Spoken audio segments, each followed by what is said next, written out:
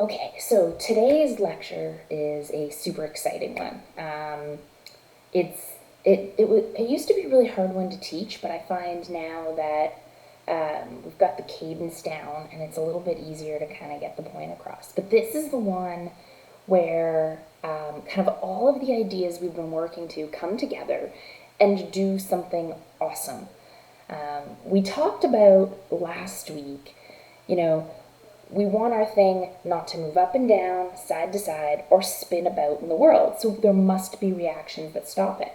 And it's our job to figure out what those reactions are and to make sure those reactions are there. We know using points to stop things from moving is the easiest, and resisting with moment is kind of hard. So this whole concept of a couple is really freaking cool. And this concept that once you know you've got all of the things that stop it from moving, you can imagine in your head that it's trying to spin about any point.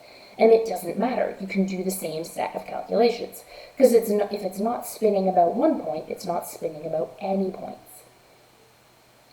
So today we're going to take that concept further. We're going to talk about method of sections.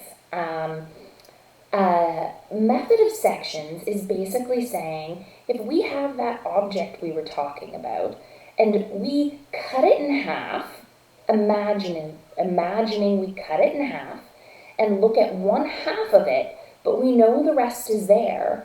We already said the whole object can't be moving, so we know that that part can't be moving, because if that part is moving, it would have to take the whole object with it. So if we imagine we've cut it and it's not moving, what is happening inside there that stops it from moving? There must be something happening, and that's the internal forces.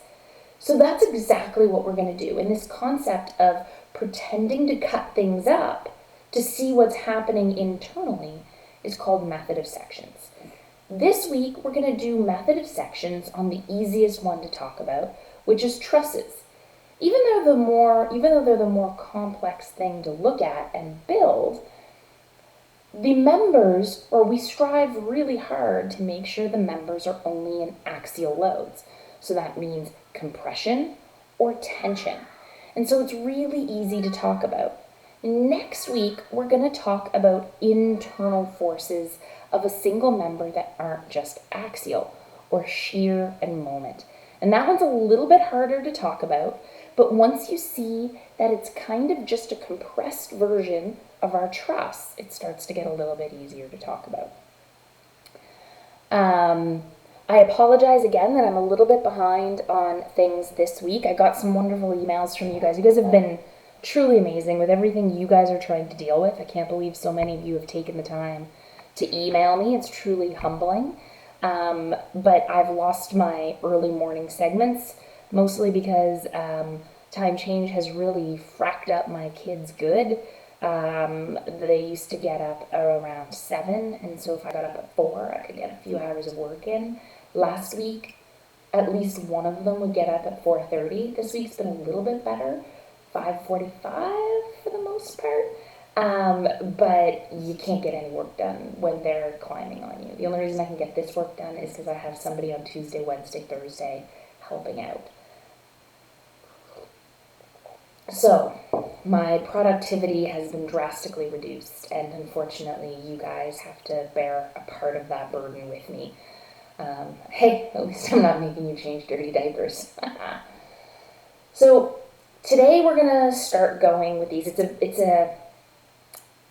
It's an example-heavy lecture. In fact, at about a third of the way through, I'm going to stop, and the rest of the lecture is going to be done on my note sheet, just because it's almost all on the note sheet, and I'm not going to stop and start it. It just screws everyone up. So a large portion of this lecture will actually be done looking down at my notes. I'll try to talk it through very well, and as you've seen, I now have the slides kind of up beside it. So let's start going through and talking about this. Oh, I didn't make my arrow bigger for you guys. Hold on, let me quickly change my arrow while we're talking.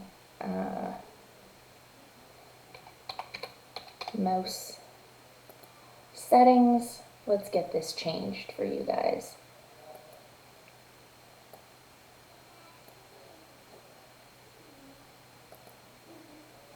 There, that's a little bit better.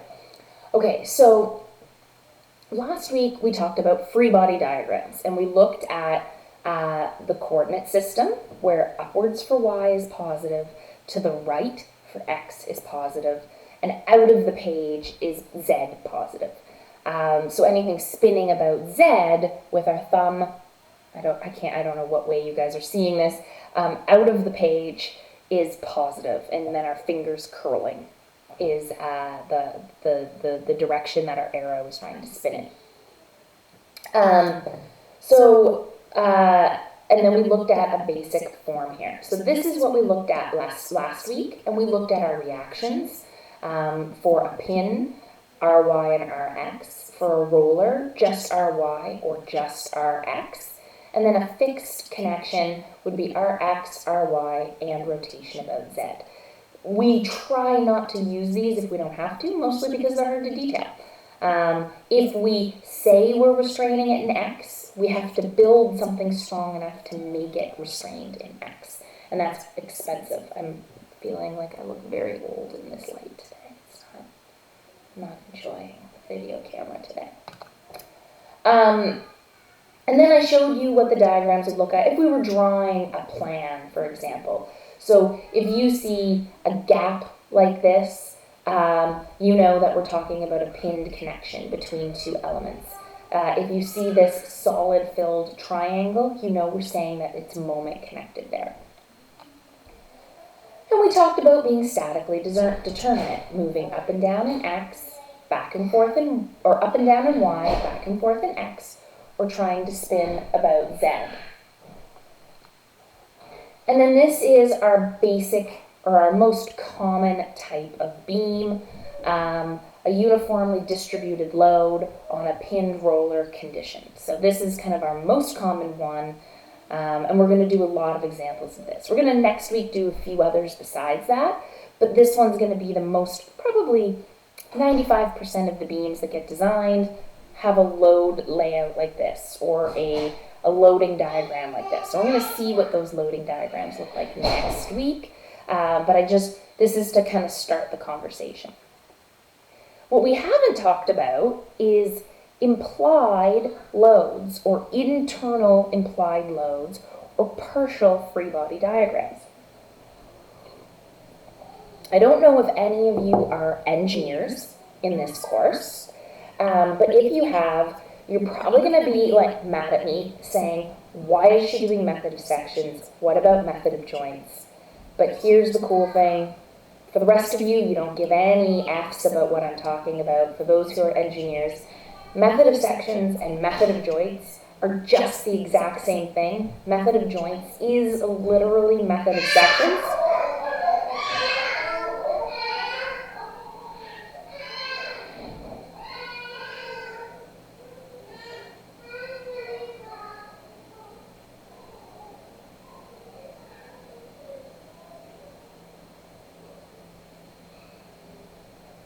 Okay. Oh, that is a gut-wrenching thing when you hear your kid cry like that. He stopped and the door went over his foot. There's that brief moment where you don't know if you have to run and if there's going to be blood and stitches, or if it's a nothing. Oh. I'm just going to go check. I'll be right back.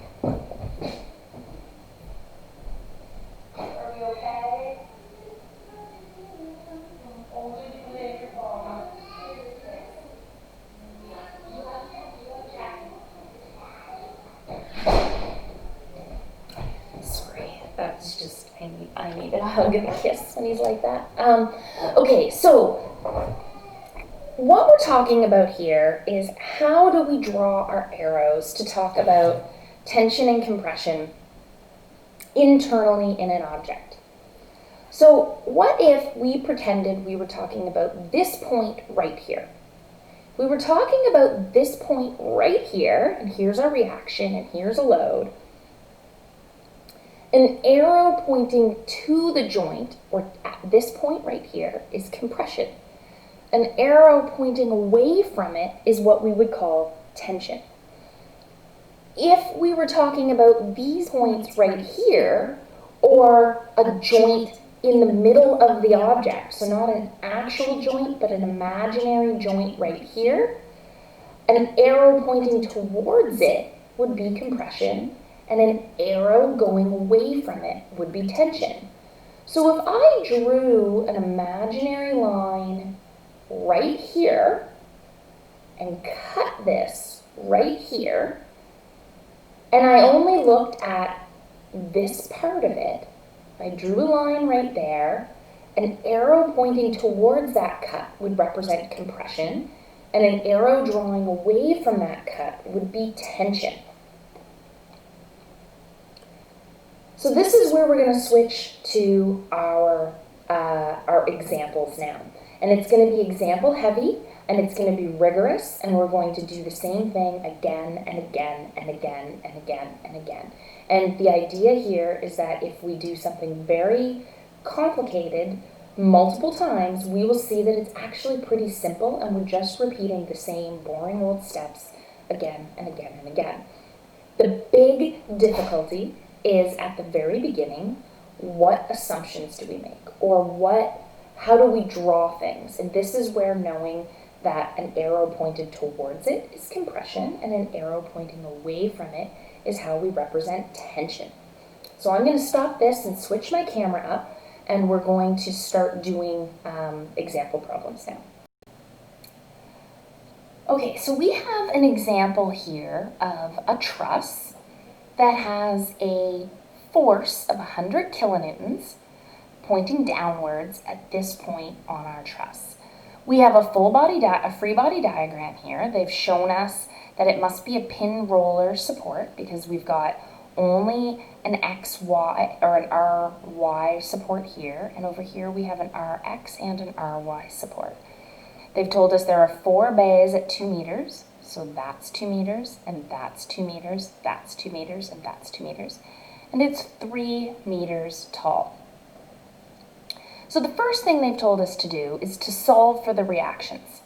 Well, this is what we learned last week, and we know that we can do this no problem. So we're talking about truss 1. Let's start going through this example. And we're talking about truss 1, and they've given us all of the information. So I always like to redraw it. Even if I have it handy right there, I find it helpful. It just kind of gets my head in the game if I redraw it. And we know we need to put our dimensions on here. 3 meters.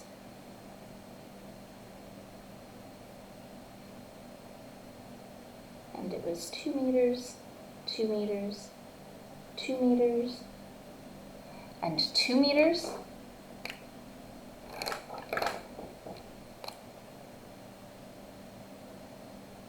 We have an applied load of F equals 100 kilonewtons. Dave has used my green pen. I can always tell. We're going to call this reaction left. You can call it reaction 1 and reaction 2 if you want. Reaction right. And reaction X. You can call it whatever you want. I'm just calling it something that kind of helps me keep track of what it is. So we want to know what it takes for this truss not to move around in space, not move up and down, not move back and forth, and not spin. It looks like with a pinned roller condition, we have everything that can resist movement up and down, movement back and forth, and the fact that we have arrows going in the same direction as reactions means that we can resist our couple. So we can do the first step here, which is sum the forces in the X direction, where everything going in that direction is positive. Well, we have our Rx and nothing else, so it looks like Rx equals 0. We can sum the moments about the z-axis with everything spinning in that direction being positive, and we can pick any point we want. I'm pretty lazy and always consistently pick the left-hand side, if I can. If there's a left-hand side, I usually consistently pick that. And we want the sum of all of the moments about that point right there to be 0. Well, our L passes through it, our X passes through it, and to be a moment, you need a force and an eccentricity, so neither of those can do it. Neither of those make it spin about that point. We have our force F trying to spin it in that direction. And if I curl my fingers in the direction it's trying to spin it, my thumb points into the page, which is minus F, times its distance away. Let's leave that as, let's just call it the eccentricity of F for now. We'll fill that back in a minute. And then we've got our X, if this is our thumbtack, and I push along the same line as our X, tries to spin my page in that direction. So if I curl my fingers in that direction, my thumb points out of the page, which is positive. RR times our eccentricity of RR. And those are the only things trying to make it spin. And we want the sum of those to be 0. Well, our F was 100. Our F is 1, 2, 4, 6 meters away, plus our RR, which we don't know what it is, times the eccentricity of it, which is 8 meters. We can rearrange this. Let's plug that into our calculator. We have 100 times 6. It was negative here. If we bring it over here, it becomes positive. Divided by 8. RR is 75 kilonewtons. Well, now we can sum our forces in the y direction. We want to know, we want this thing to not move up and down, or we want the sum of all of the forces in the reactions to be 0. We have our F force, which is going downwards, so minus 100. We have RL going upwards, or we guessed RR and RL were upwards. We got RL, we have RL going upwards, but we don't know what it is. And RR going upwards, we've already solved, is 75. So minus 100 plus 75 is minus 25. If we bring it over to the other side of the equation, it becomes a positive. And our reaction on the left side is 25 kilonewtons. Both of these answers were positive, which meant my guess that they were pointing upwards was correct. Now just stop and intuitively think about this for a second. If you were looking at this, and I said you stood at the 3/4 point on a table, you would guess that the majority of your load, probably 3/4 of your load, would go over to this side. And about 1/4 of it would go over to here. This is one that you intuitively understand that 100 kilonewtons should be about 75 over here and about 25 over here. You might not be as strong with numbers and might not have figured out that it's the exact correlation, but you probably have a pretty good sense that more of the load is going to go over there to that side.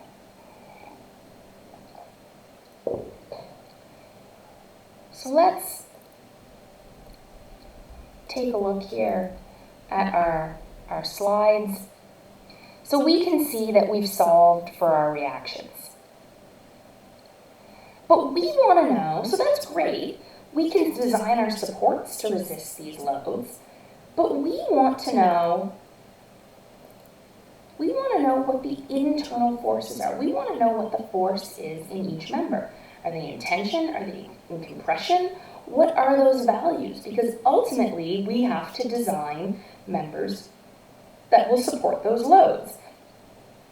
So if we know, for example, that there's 2,000 kilonewtons of compression in this, we need to design a member, we need a member that can resist 2,000 kilonewtons of compression. But to do that, we need to know what that internal load is. So this is where we want to do our method of sections. Let's pretend to cut this thing up. We're not saying that it doesn't exist, we're just going to cut a line through it and imagine 1/2 of it at a time. So let's cut this up along a line. So remember, to be in equilibrium, every part needs to be in equilibrium. Let's cut it along that line there. Now remember, we've already solved for this reaction 25. This reaction 25 was very explicitly dependent on that 100 kilonewtons of applied load and where it was on the truss. So we haven't gotten rid of our 100 kilonewton point load. That still exists, and this value here is dependent on that. Now, what side of it do you keep? Good question. Whatever side you want, as long as you keep everything on that side, all of the loads and all of the reactions on that side. And we will do an example where we look at the same thing, cut in the same spot, looking at it 2 different ways. So let's imagine we make this cut through those 3 members there. We don't know what the internal loads are. The same way that for reactions I always drew everything positive, I'm always going to assume my internal load is a tension load. If I get a negative answer, it would tell me I was wrong about my assumption.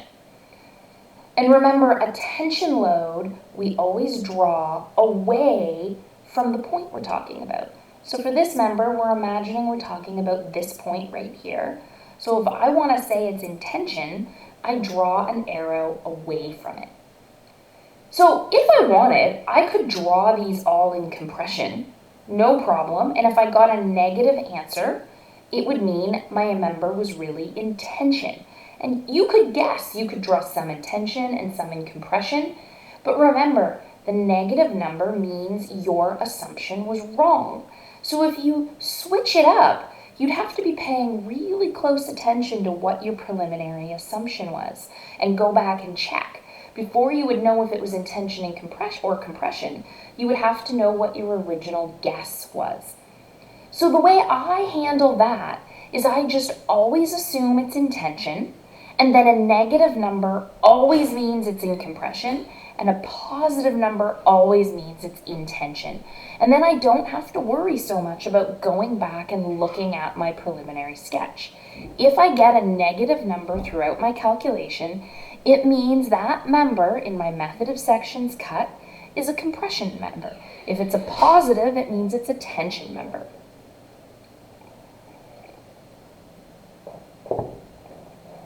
So let's see, do I have another slide? Okay, so let's figure out what the internal forces are for this unknown force A, B, and C. So let's do truss 01, cut, keeping right side. Let me make my screen bigger for you here.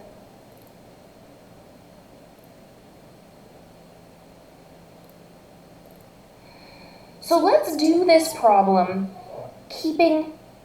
cutting. Why do I always do this? Let's keep the left side first. Let's do this keeping the left side. So we're gonna make a cut through here, and we're gonna keep our left side first.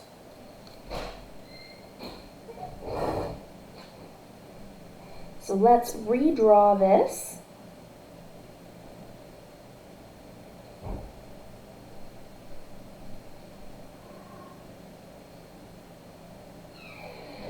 We know that we've already solved for this reaction, and it was 25 kilonewtons.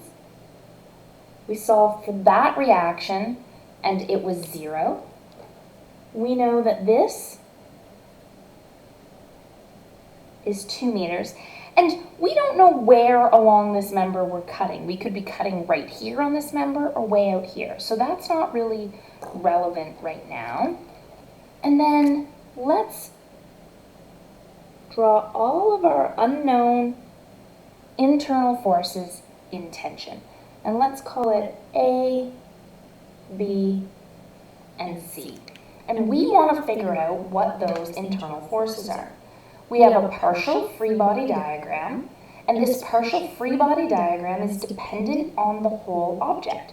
This 25 kilonewtons is only true because we had 100 kilonewtons at 3/4 away on our 3/4 away over our full object, or 6 meters away on our 8-meter long object. So this is where I start my process the same way I always would. I am going to sum my forces in the x, sum my forces in the y, and sum my moments about an unknown point. But here's the, well, let's start with that. Let's start with summing our forces. So let's start with summing the forces in the x direction. Everything going in that direction is positive. We have A going in that direction. We have C going in that direction. We have 0 going in that direction. And we have 25 going in that direction. But we also have a component of B here. Do you remember way back when we were looking at breaking things up into x and y components? Well, we have an x component of B and a y component of B. So we have, going in our x direction, we have A. Going in our positive direction, we have BX. Going in our positive direction, we have C going in our positive direction, and we have 0. Well, 0, 0. And we want to know if the sum of all of those equals 0. Well, we've got 3 unknowns here. We've got A is an unknown, BX is an unknown, and C is an unknown. So that doesn't seem all that handy to us. Let's try summing our forces in the y direction. Well, we've got 25 kilonewtons upwards, which is our positive direction. Our A, our BX, and our C are all in the x direction. Well, we've got a BY here, and if we drew our B in tension, and then we did tip to tail to break it up into our x and y components, our BY must be going downwards, which is negative, so minus BY. And that seems to be the only things in the y direction that equals 0. Well, that seems kind of handy. We can solve for BY. We know that BY would be minus 25. So that seems kind of handy. That tells us something interesting about BY. But let's hold this here for a second. Let's draw all of our equations. Let's sum the moment about a point. Let's sum the moments about, well, we could pick whatever spot we wanted here. I've always picked that point right there. So let's try summing the moments about that point right there, which is our reaction left. Well, the 25 passes through it, our 0 passes through it, and our C passes through it. A passes along this line here, and it's trying to spin our object in that direction. My thumb is pointing into the page, or minus A times, and it's passing along this plane here. Oh, look, I forgot a dimension here. It's 3 meters away. C passes through it. B passes along that line there. We could figure out what that distance is, or we could look at our BX and our BY independently. Well, BY is actually passing through this point here. Remember, we don't know if we're cutting way down here or right here. So if B was cut right here, our BY is passing along this line right here. We curl our fingers in that direction. It's going, our thumb is going into the page, so it's minus BY times 2 meters away. And BX, well, BX is passing right through that point as well, and it is also trying to spin this in the negative direction. So minus BX times our 3 meters. And those are the only things trying to make this thing spin. All of that equals 0. Well, it looks like we could solve for BY. If we knew BY, we could plug it into this. We know BY and BX are related because it's a right-angled triangle, which means if we know BY, we can solve for BX, and if we know BY and BX, we can solve for A. If we know BX and A, we can solve for C. So right there, we have all of the information we need to solve these 3 equations. I'm not going to lie, we've done it in a rather chunky way, or a rather kind of complex way. We're going to get better at it, and we're going to start to make this a more streamlined process. Well, I know that I can solve for BY here, but before I even do that, let's figure out this relationship between BY and BX. I find it kind of handy to just always write myself a little triangle diagram here, where I've got my right angle here. Remember, I'm lazy and I always like to reference off of the x-axis. And if this was B, this was BX, and that's BY. But we also want to know the angle there. Well, if we were talking about dimensions, it's the same right-angled triangle, because that's 3 meters and that's 2 meters. We can figure out what that angle is. We can solve for that angle. Opposite, adjacent. We know that the inverse of the tangent of opposite over adjacent equals that angle. Making sure our calculator is in degrees, we can do the inverse tangent of 3 divided by 2, and we get that our angle equals 56.31 degrees. So we have our angle. Let's come up here and look at this. Let's solve for this. We can solve that BY equals minus 25 kilonewtons. If we know this triangle over here, and we know that BY equals 25, we can start to solve for BX. We know that BX, well, it's the same relationship. We have opposite, adjacent. We could solve for BX. So BX, actually, let's just write this out. Sine, I need to always write this out.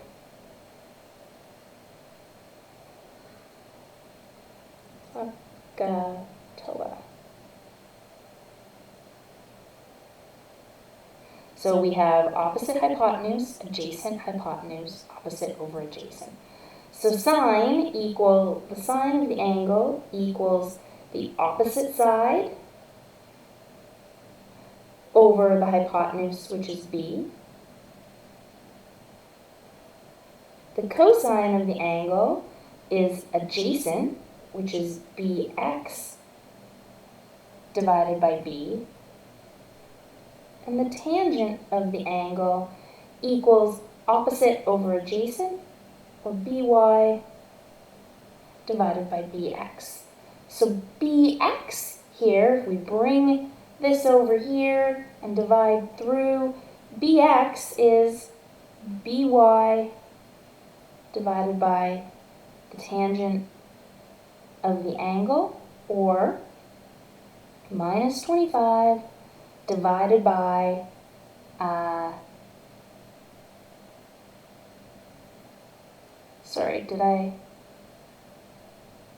so this is positive here, sorry. Look at this. So minus by plus 25, it comes over, minus by equals minus 25. Those two symbols cancel out, and this is positive 25. So we've got positive 25 divided by the tangent 56.31 degrees. We can plug that into our calculator.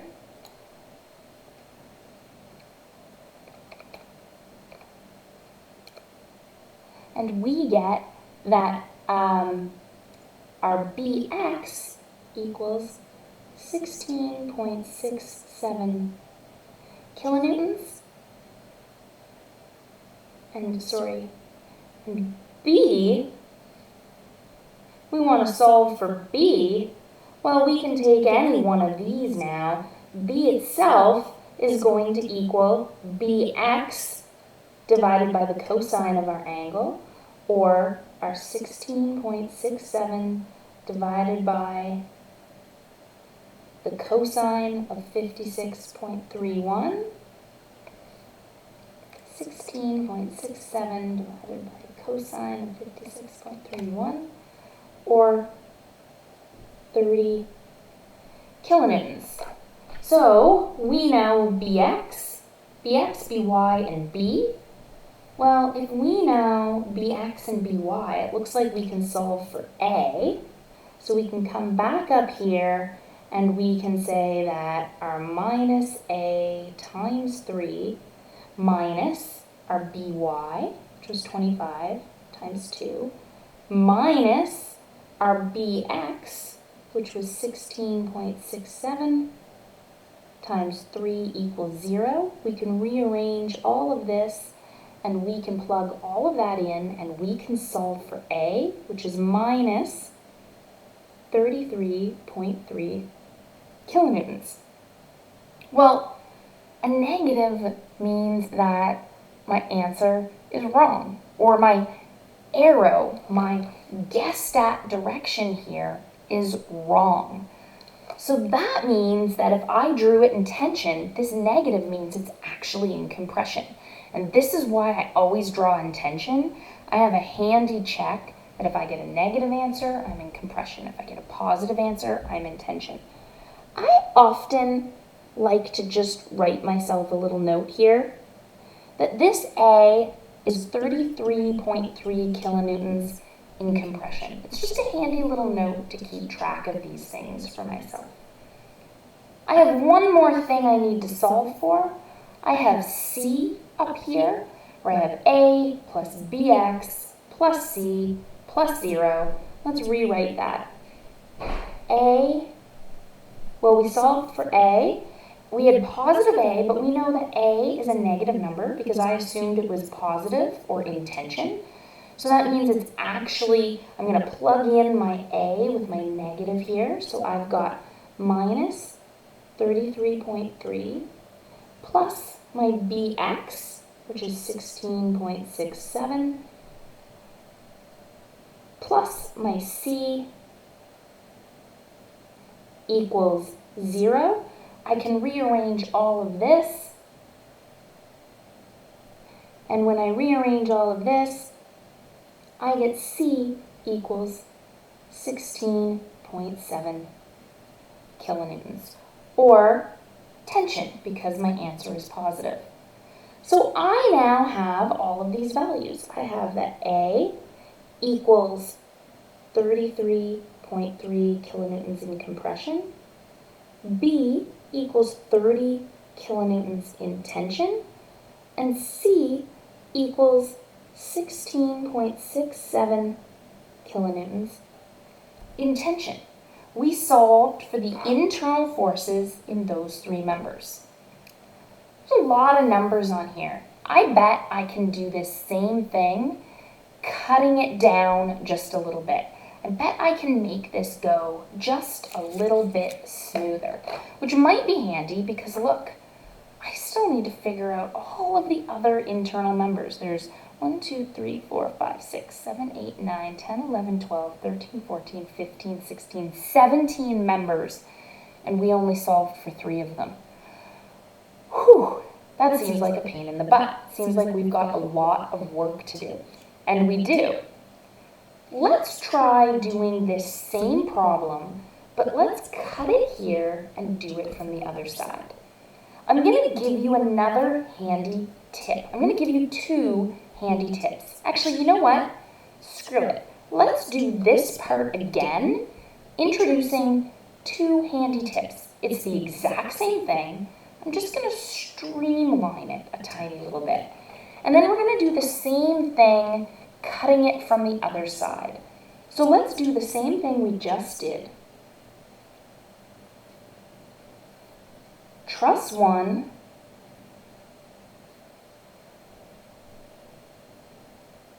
cut keeping left, again. So let's draw our truss, always the place to start. We know that this is 2 meters apart right here, and we know that that is 3 meters right there. We've already solved for some reactions. We know that that's 0, and we know that that's 25 kilonewtons. And we have an unknown A, an unknown B, and an unknown C, and I've drawn them all in tension, because if I get a negative answer, I'll know it's actually in compression. So I'm doing the same thing as I did before, but here's where I'm going to write myself a little note. I'm right away going to figure out what this angle is, and I'm going to start keeping track of this. So remember I drew this out right here? Instead of bothering in all of these things writing bx or by, I'm going to write, because I don't really care what bx and by is, what I cared about was a, b, and c. So bx and by were just a means to help me solve the rest of the stuff. It might be handy if I started writing this in terms of b. Well, if I wrote b in terms of by, wherever I had a by, and b in terms of bx wherever I had a bx, that might be really handy. So let's draw that out for ourselves as a little diagram up here, where I draw myself my same little triangle.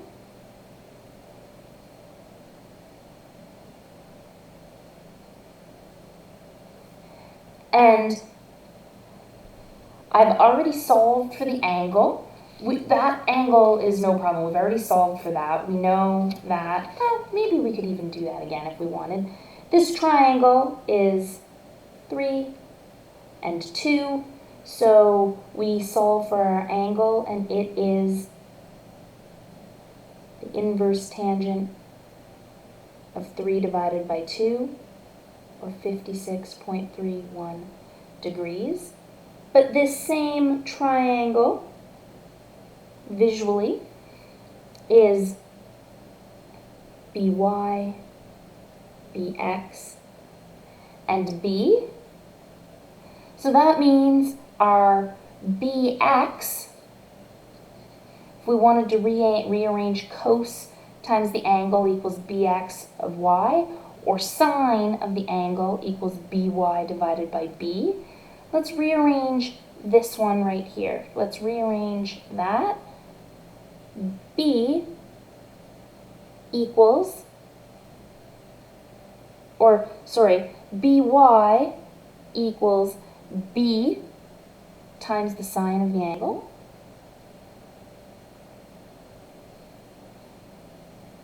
And BX equals B times the cos of the angle. I should have drawn that as the same angle.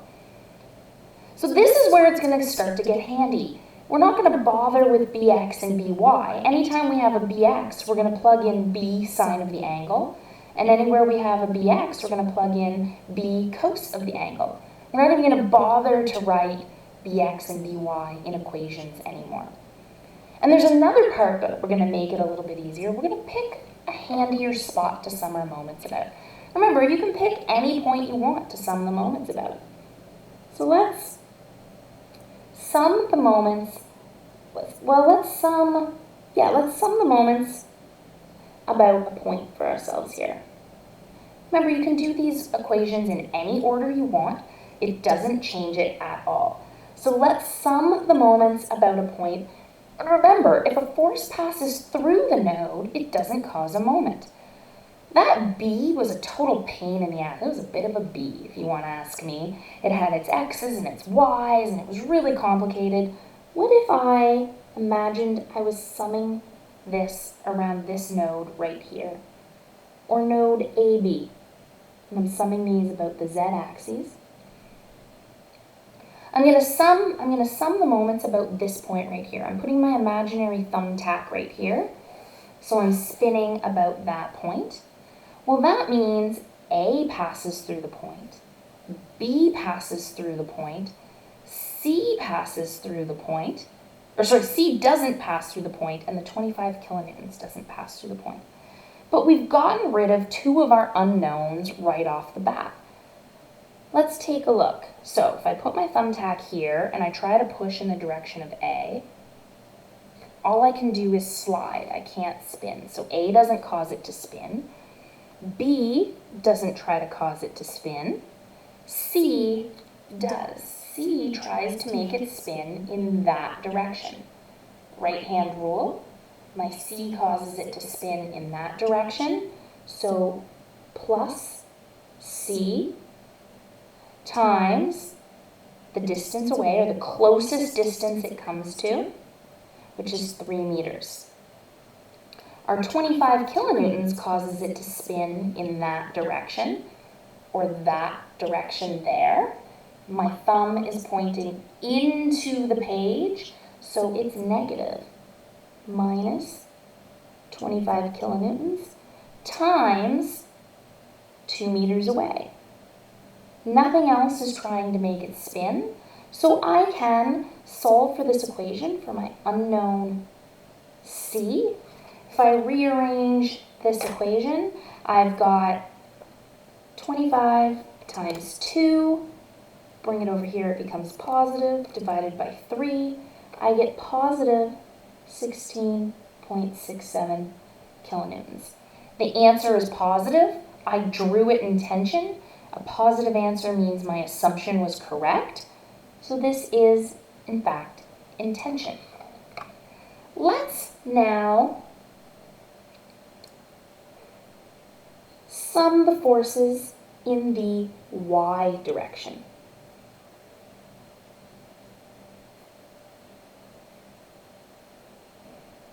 Where everything going up and down is positive, we can sum the forces in the y direction. We've got our 25 kilonewtons going upward, and we've got part of our B going downwards. Let's break this up into BY and BX. Well, we've got our BY going downwards. Downwards is negative, and we've got negative BY. But let's come over here. BY equals B sine our angle. So B sine our angle equals 0. Those are the only things going in the up and down direction. We know our angle, so it's 25 minus B sine 56.31 degrees equals 0. We can rearrange this and we can solve for B. So we have minus B sine 56.31. We take our 25 over here and it becomes negative. They're both negative, which means they're both positive. We can change them both to positive. We have 25 divided by sine 56.31, or 25 divided by sine 56.31. B equals 30 kilonewtons. The answer is positive. It means that my assumption is correct. My assumption was that it was in tension, so that means that it is, in fact, in tension. Let's sum our forces in the x direction. Remember last time when we did this, we had A, Bx, and C, and then we had to go through all of those steps. We have our C going in the positive direction here, and it's going in the x direction, so positive C. Well, we already solved for C, is 16.67.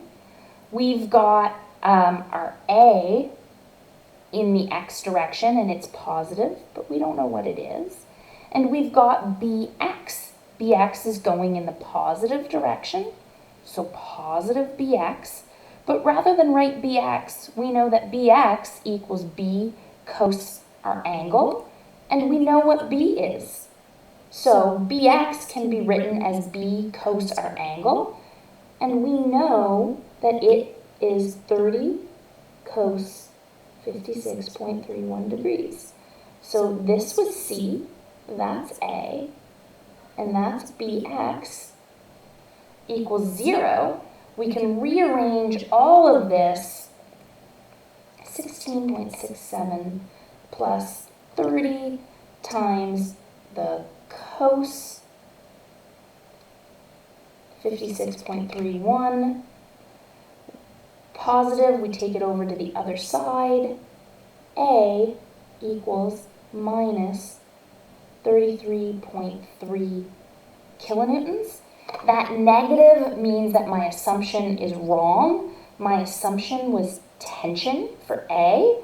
Well, that means that A is 33.3 kilonewtons in compression. Now, here's a thing. You can either go back and redraw your arrow in the compression direction and then write 33.3, or you can keep your arrow drawn in the positive direction and fill it in with the number minus 33.3, because that negative, if I write A equals minus 33.3, it's the same thing as A equals 33.3 with the arrow drawn in the compressive direction. Both are the same thing. So you can see I cut out a lot of the work here. There was a lot of steps to this. This was the same process. Let's do this same truss, but let's cut it on this side instead. Let's cut away this side and keep this component of our truss. So let's do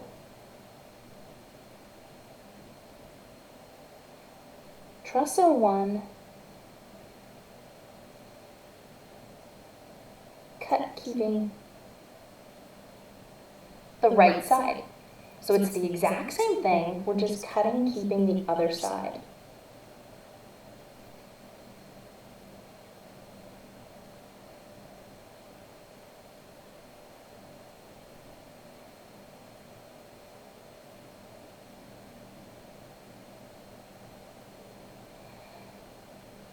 So we had solved for our reaction here and got 75 kilonewtons.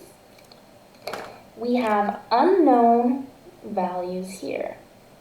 Look, I am drawing them all in tension. The arrows are drawn in the opposite direction as before, because remember, anything away from the spot where we're cutting is a tension force. If the arrow points to it, it's compression.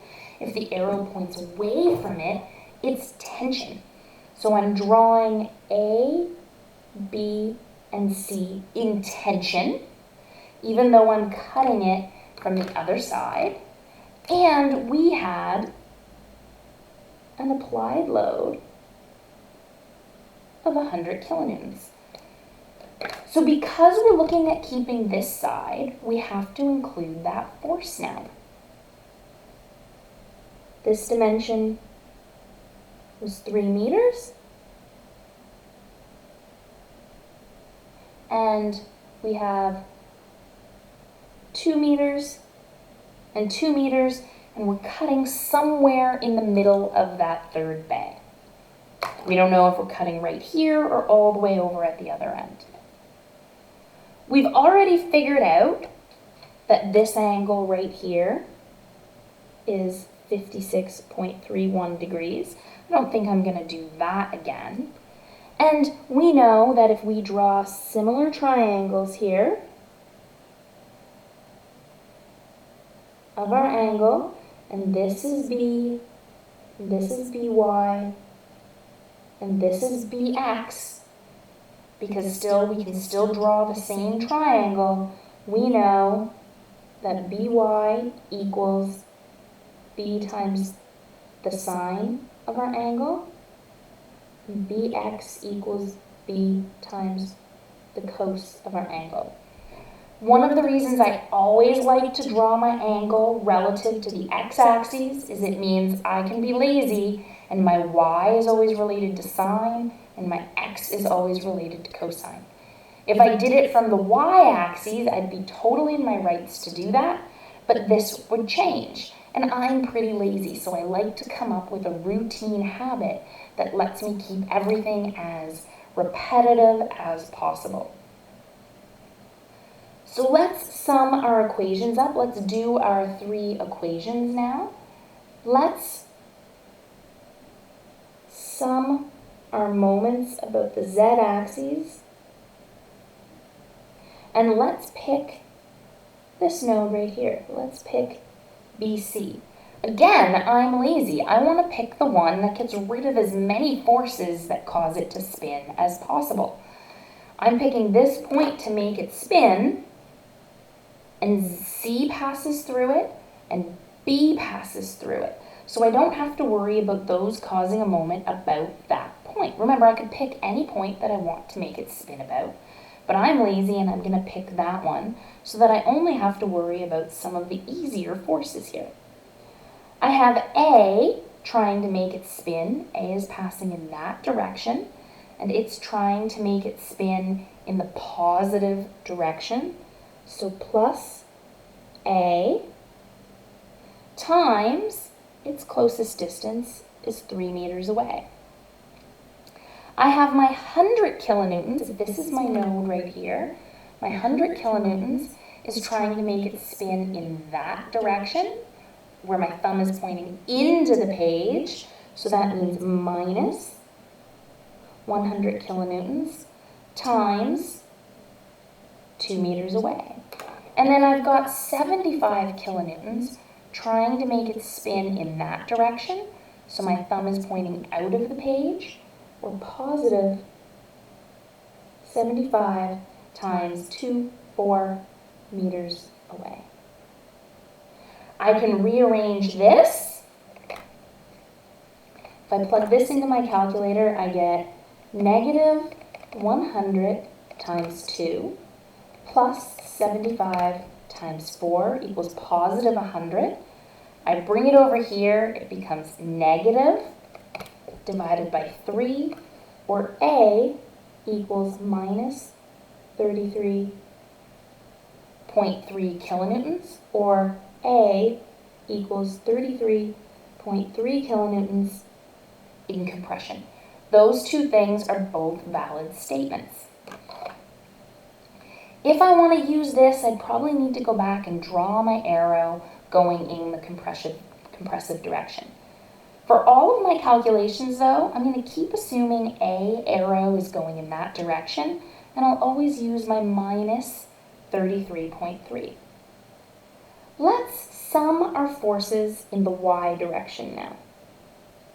Sum of the forces in the y direction, where upwards is positive, and I want to know if this equation is in equilibrium, or what it takes for this to be 0.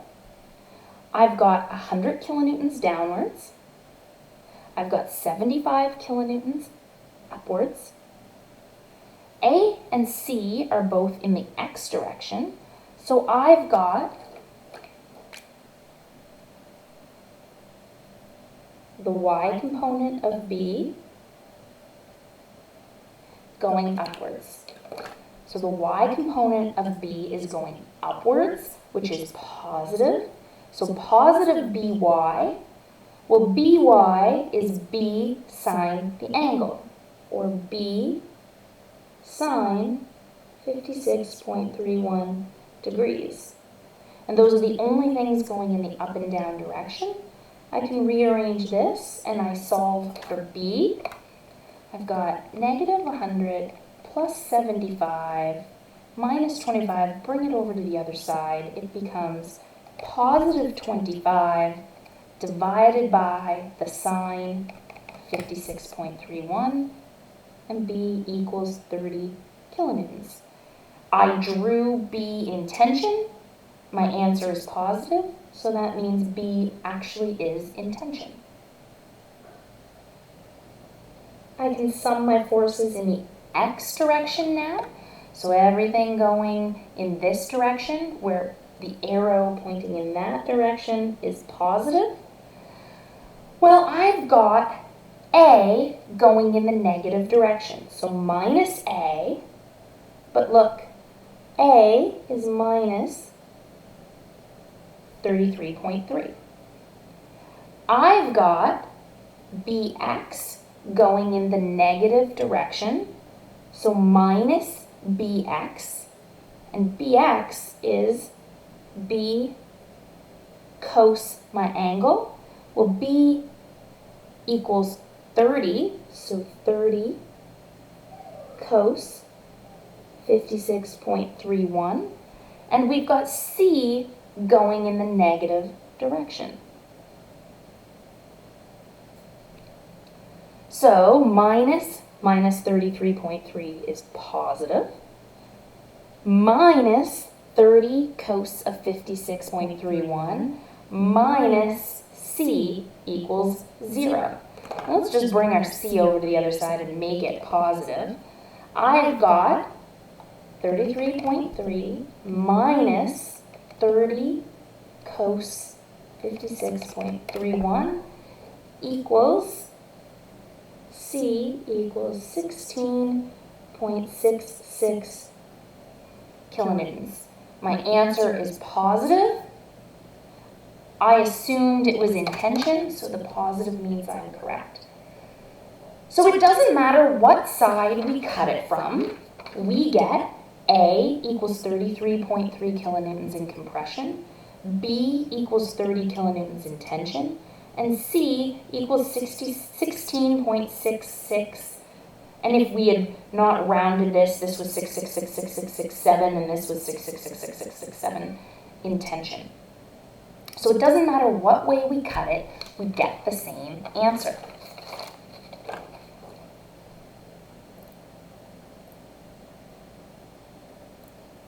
Let's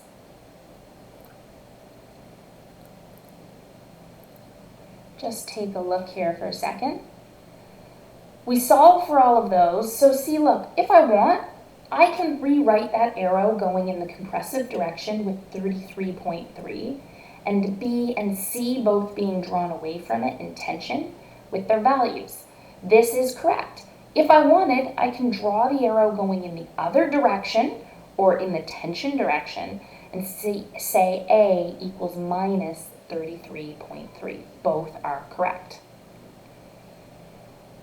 But that is just 3 of all of those 17 members. We can't just design 3 members in the truss and hope it works. We need to figure out the loads in all of the members of the truss to make sure that it works. So we need to figure out all of these internal forces.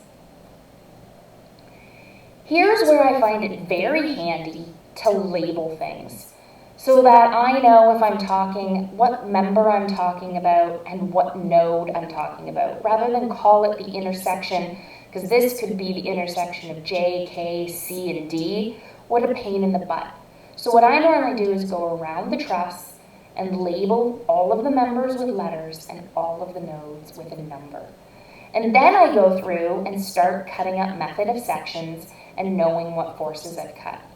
If this is the truss that I label like this, look, we've done this cut here and we've already solved for K, D, and 0. Let's solve this truss, solving for all of the internal forces. So let's do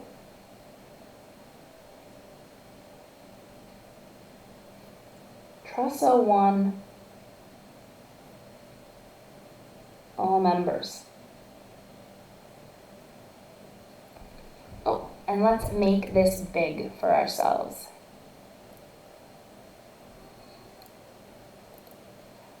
All right.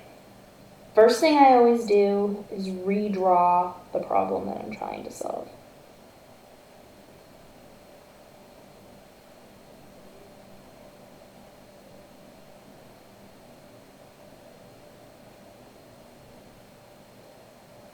We know that that dimension is 3 meters. And I know that I've got 2 meters, 2 meters, 2 meters, and 2 meters. We've already solved our overall free body diagram. I'm not going to redo that. We know that was 75 kilonewtons. And that was 25 kilonewtons, and that was 0, and we had our applied load of 100 kilonewtons. Let's go through and label all of these nodes. Let's call it A, B, C, D, E, F, G, H, and I, J, K, L, M, N, O, P, and Q.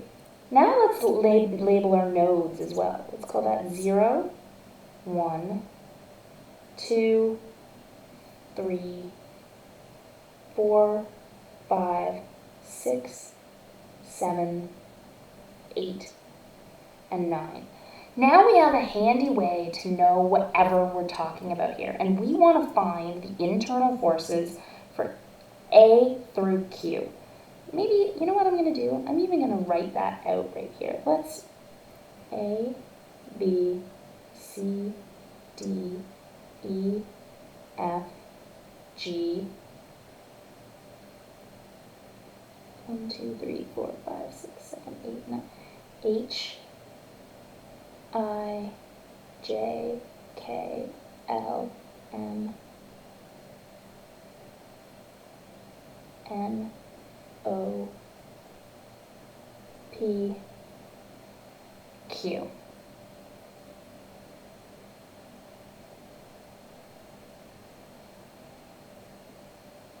Let's remember that this is what we're trying to solve for. We want to know what all of these internal forces are.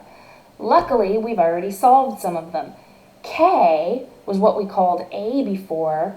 We solved for K, and for K we got 33.3 kilonewtons in compression. We solved for D, and we got 30 kilonewtons in tension. And O, we also solved for O, and we got 16 56.7 kilonewtons in tension. So we've got 3 of our members solved. Now we have to keep going through and solving for the rest of them. This is where you get to have some fun. Pick what sections you want to cut and solve them the way we've been solving them. I'm pretty good at this, not gonna lie. I've done a few of them in my life, and there's a chance I've done this particular truss about 40 times by the time I've taught all of my lectures. But we're gonna go through this step by step. Let's maybe start at this end and start solving across the truss. You could pick wherever you want, it doesn't really matter. I'm gonna make a cut maybe through A and N. Let's cut through A and N. I'm going to cut through here where that's O. So I'm cutting through A and N. That means I know I've got 0 here and 25 kilonewtons here.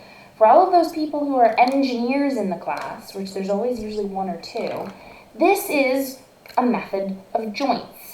But it's really the exact same thing as method of sections. It's just that we don't have enough forces, or we have no forces with a distance away from anything, that we could use the moment equation. For all of those teachers that taught you method of joints and method of sections were 2 different things, they are full of poop, because method of joints and method of sections, exact same thing.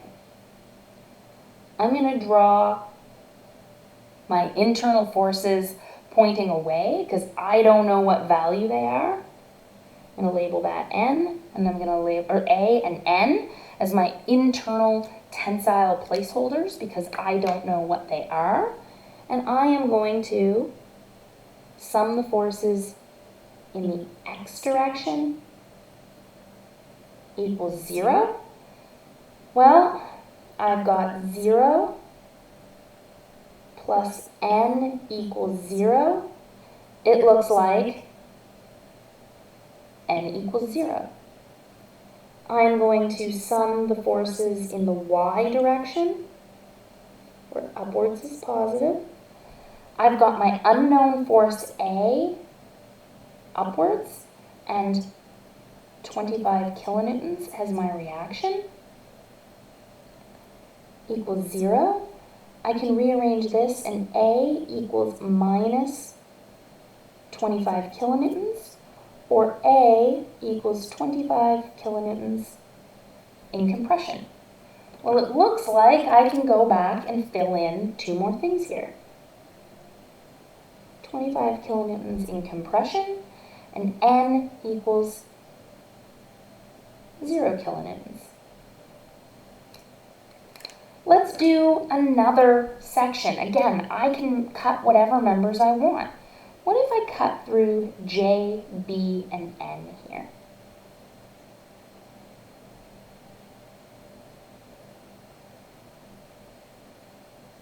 Let's cut through J, B, and N. So remember, this is node 0, and that's node 1. We have our reaction 0 and our reaction of 25 kilonewtons. And we have our unknown internal loads of J in tension and our unknown B in tension. Remember, this is a different B than last time. We've relabeled this, and so we're talking about this member. And N, oh, but look, I've already solved for N. N equals 0. We know we've got Bx and By. We know from our similar triangles that our By equals equals B times the sine of our angle of 56.3 degrees. And Bx equals B cos of 56.3 degrees. And now we can go through and sum the forces in the, what way should we do it? Let's sum the forces in the y direction first. So if we sum the forces in the y direction, we've got 25 kilonewtons upwards, and we've only got our by downwards, or minus by, and by is b sine of 56.3 degrees. Well, that's the only thing going up and down. We can rearrange this and we can solve for b. If we plug this in, we have 25 divided by the sine of 56.3, and we get 30, or b equals 30 kilonewtons in tension.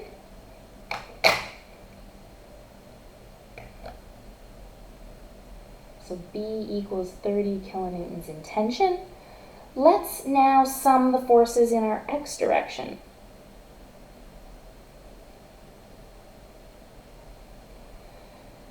We've got 0 plus n, which is also 0, plus our bx.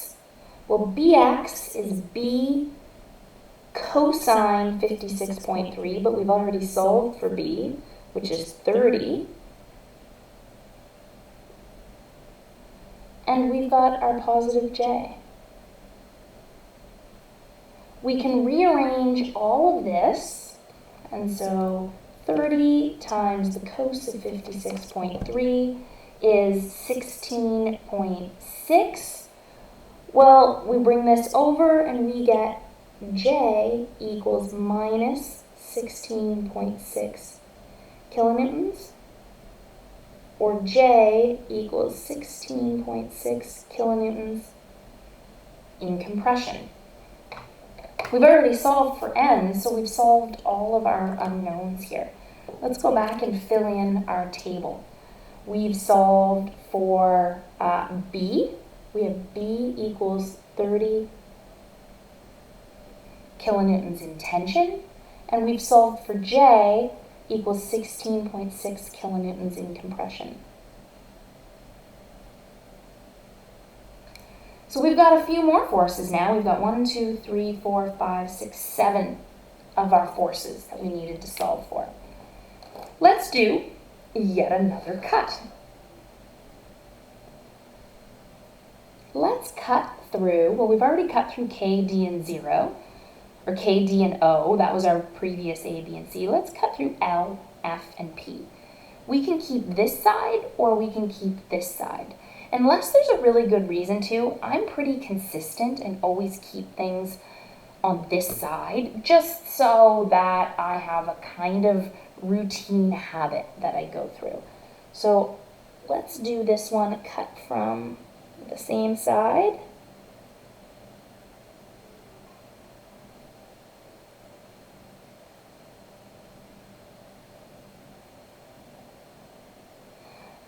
We have that number there. We know that this is 3 meters, 2 meters, and 2 meters. We have 25 kilonewtons that are, and 0 kilonewtons that are our reactions. And those directly come from the fact that we had 100 kilonewtons of applied load to our overall system. And I don't know what my internal forces are for these 3 members, so I'm going to draw them all in tension. If I get a negative answer, I'll know I was wrong. So this is L, F, and P that I'm cutting through now. I have my same similar triangle that I've done in my other problems, where that is 56.3 degrees, and this is Fy, this is Fx, and that's F, So Fy equals F sine 56.3 degrees, and Fx equals F cos of 56.3 degrees. You can see that we're starting to get a little bit faster at doing this. It's starting to be a cleaner solution here. Now this one's pretty handy because all of our triangles were 3 meters high and 2 meters wide. So our angle reference to the x-axis stayed the same for all of our problems. You guys are going to do one in your assignment where the angles aren't the same. And that's just for you to have practice at it. You're going to get the full worked out solutions to those. So don't stress out. You're going to get all of that information. So let's go through and start summing these up. Let's sum the forces in the y direction. So everything going upwards is positive. We've got our 25 kilonewtons going upwards, and we've got Fy and Fx. Well, the only other thing is our Fy. We don't know what Fy is, but we've drawn it going upwards. So plus Fy, but Fy is F sine 56.3.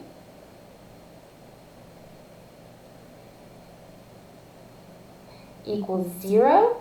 Those are the only things going in the up and down direction. So this is Fy. We can solve for this. 25 comes over here and it becomes negative, so minus 25 divided by the sine of 56.3, and we get F equals minus 30 kilonewtons, or F equals 30 kilonewtons in compression. Let's now sum the moments where everything's spinning in that direction is positive about the z-axis, and let's pick this point right here. If we go back to our overall diagram, that was node 4. Let's pick node 4 to spin these about. Why am I picking 4? Well, because I'm lazy. F, which is the one on the diagonal, passes through it, and I don't feel like breaking things up into x and y if I don't have to. So I'm going to pick the one that gets rid of F for me in my moment equation. So if I put my thumbtack right here, P passes through the node and F passes through the node.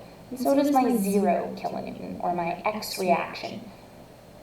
That leaves me my 25 kilonewtons and my L trying to spin it about that point. 25 kilonewtons, if I put a thumbtack here, tries to spin it in that direction. Or like this, if I curl my fingers in that direction, my thumb goes into the page, my fingers are curling in that direction, so it's negative. So minus 25 times 4 meters away. My L is trying to spin it in that direction, so again, my fingers curling in that direction, or the negative direction, minus L. L's passing along this axis, the closest it gets, is 3 meters away. Well, there's nothing else trying to make it spin about that point. I can rearrange this equation, and I get, well, this comes over here and becomes a positive, but I'm left with a negative value here. Can divide through. I'm going to get 25 times 4 divided by 3, but a negative value, minus 33.3 kilonewtons, or L equals 33.3 kilonewtons in compression. For this partial free body diagram, we still have one more equation. Sum of the forces in the x direction equals 0. I have my 0 kilonewtons. I have my force P, which is passing in the positive direction. I have my positive Fx, so Fx is pointing in that direction, so plus Fx. Well, Fx is F cosine 56.3. We've already solved for F, and F was minus 30. Fx is what we're filling in, so cos 56.3 degrees. So this is Fx, which was pointing in the positive direction, but we know that F is a compressive number or a negative number, minus 30. If we wanted, we could have, when we found this value, gone back and redrawn this diagram with F pointing in that direction. If F was pointing in that direction, my Fx would be pointing in that direction and would be negative 30. So it doesn't matter which way you do it, you will be consistent. As long as you are consistent, you will get the right answer. So we have P, we have Fx, and now we need L. L is pointing in the positive direction, but our L is a negative number. All of that equals 0. So we have positive P, positive Fx, and positive L, but F was a negative number and L was a negative number.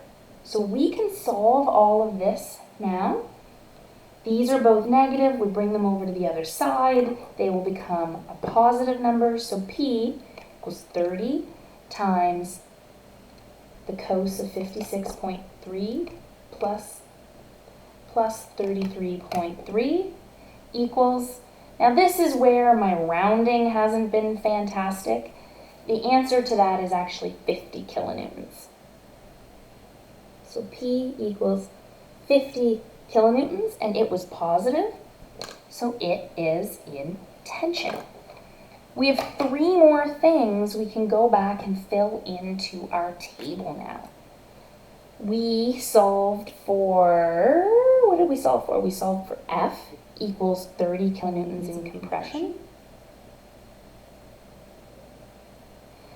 We solved for L, which is 33.3 kilonewtons in compression. And we solved for P, which was 50 kilonewtons in tension. So we're getting somewhere. We're starting to fill out this chart a little bit more. Let's do another cut now. Let's cut through M, H, and Q. Let's do that cut right there.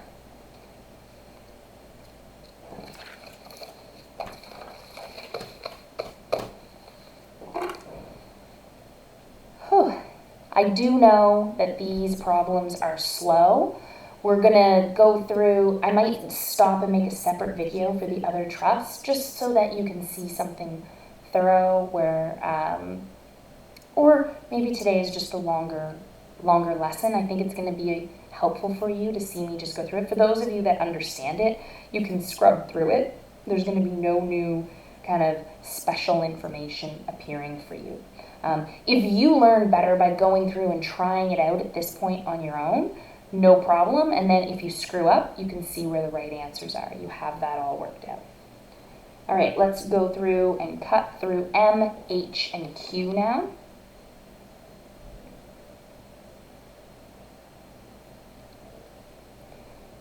So I'm just drawing it again.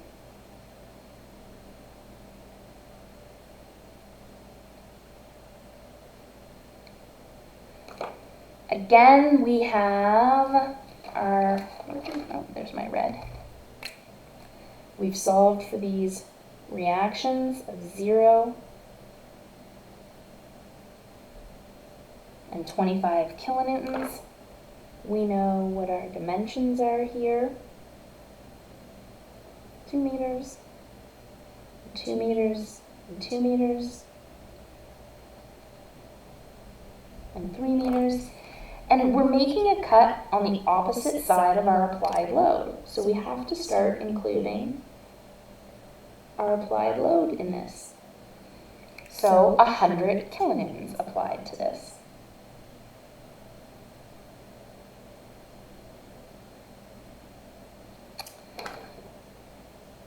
we have internal loads that we don't know what they are. I don't know if they're in tension or compression, so I'm going to consistently draw them in tension.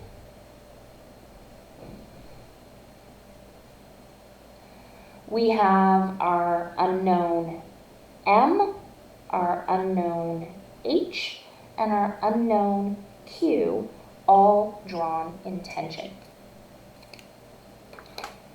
We're getting pretty darn good at this now, where we know that based on these similar triangles, and this being HY, and this being HX, and that being H, HY equals H times the sine of 56.31 degrees, and HX equals H times the cos of 56.31 degrees. So we never need to bother to write HY or HX in our equations. If we wanted, sometimes it's helpful to just draw the little arrows in, if you find that helpful. I'm just going to draw HX and HY in.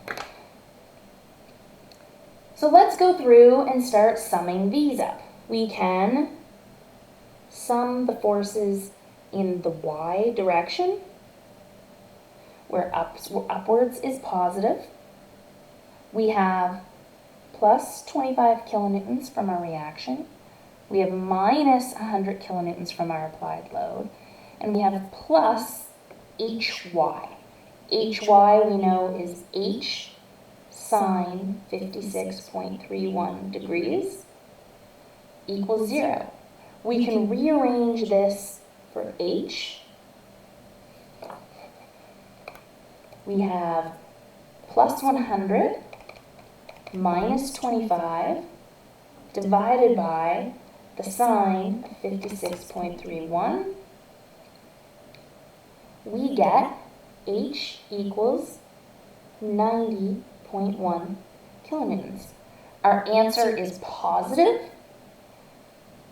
That means that whatever I guessed is right, and I guessed tension, so that means that my answer is actually in tension. We can now do the next one. Let's sum the moments about a point, about a z-axis. Again, I'm lazy. Let's pick the point that gets rid of that pesky diagonal for me. That node was node 6, so I'm going to sum these about node 6. Oh, this is extra handy. Look at this, my 100 kilonewtons passes through that node as well. So H passes through it, Q passes through it, and my 100 kilonewtons passes through it. So I get rid of a few things that I have to worry about moment causing it to spin about.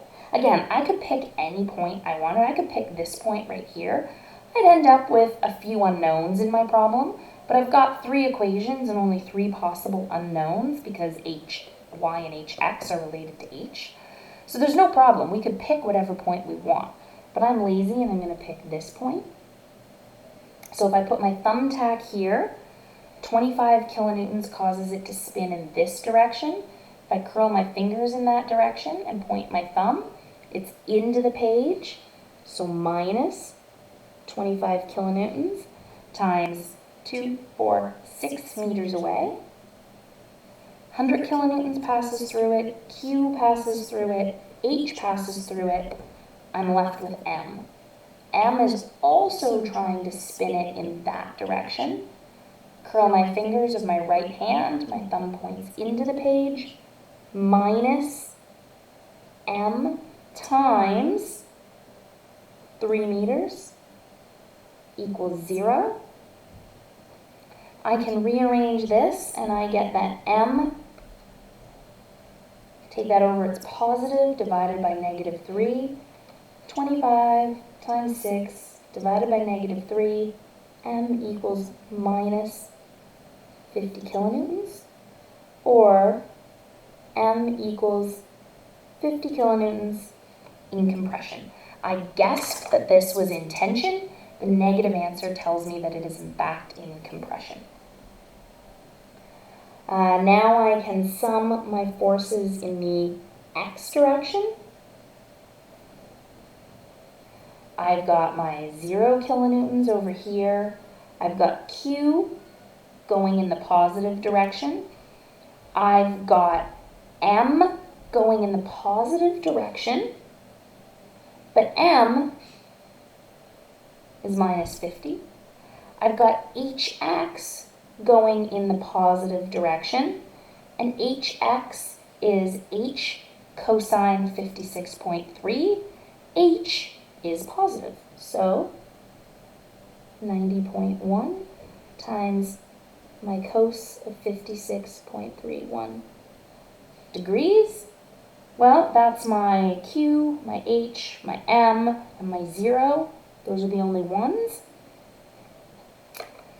We can rearrange this. The only unknown in this is Q now. We've got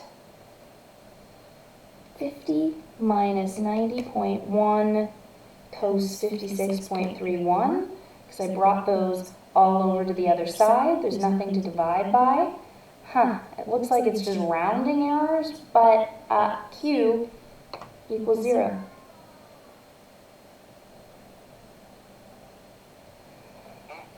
So we've solved for M, H, and Q now. Let's come back to our chart that we've been filling in. We just solved for H equals 90.1 kilonewtons in tension. We found that M equals 50 kilonewtons in compression, and we found that Q equals 0. So look, we only have 1, 2, 3, 4 more members left to solve for. Yes, I know, if you find it exhausting doing it, I'm finding it exhausting saying it out loud. I've got a dry throat, but I'll wait until we're done this example, and then I'll pause before we go on, and I'll get myself a nice big glass of water and maybe some lunch, because this one has been taking forever. Okay, let's now cut through some ones that find us our unknowns. We need a C, we need E, we need G, and we need I. Okay, well, let's cut through one that gives us C. Let's cut through N, B, C, and O. Let's cut around that node. So those of you who are engineers are going to recognize this as looking similar to method of joints.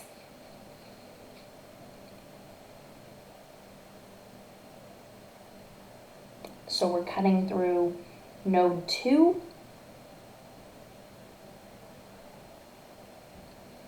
And we have some information on this one already. We already know some information on it. I'm going to draw in the arrows of what I've cut. I'm going to draw them all in tension, and then we can fill in what we know and what we don't know. So this is node 2. And if we look at node 2, so I'm cutting through right here, we were cutting through N, B, C, and O. And it looks like we have some information on some of these. N, we know is 0. O, we know is 16.7 kilonewtons, and it's in tension, and we've drawn that in tension, so that works. C, we don't know, and B, we know, is 30 kilonewtons in tension, and we've drawn it in tension, so that seems to work. B, we know, gets broken into By and Bx. Well, our only unknown here is C, and it's going up and down. So I am going to sum the forces in the y direction, first thing.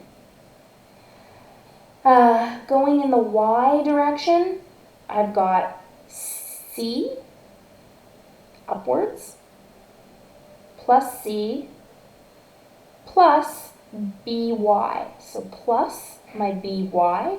By is b sine 56.3, and we know that b is 30.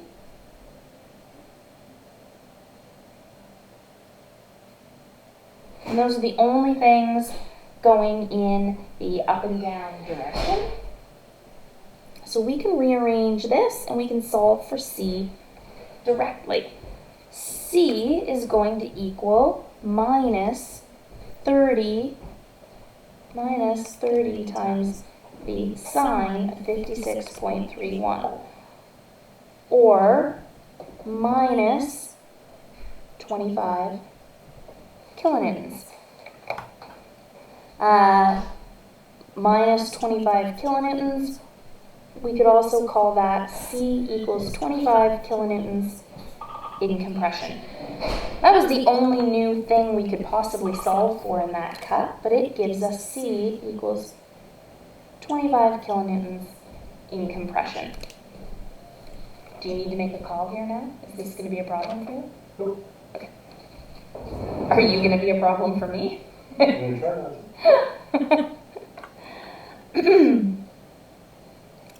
Okay, let's make another cut. So now we've solved for C. The next one we don't know is E. Let's cut around node 4.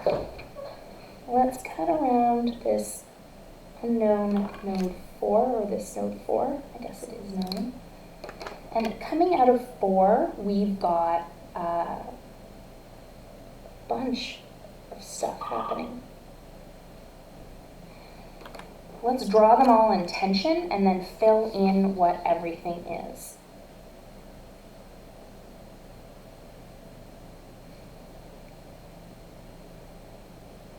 We know that we've already solved for, well, this was P, F, E, D, and O. We've solved for P is 50 kilonewtons in tension, which I've drawn it in tension, so that's right. F, we've solved for equals 30 kilonewtons in compression. I've drawn it in tension, so I'm putting my negative in there. That's the same thing. E, we don't know. D, we've solved for is 30 kilonewtons in tension. And O, we solved for equals 16.7 kilonewtons in tension.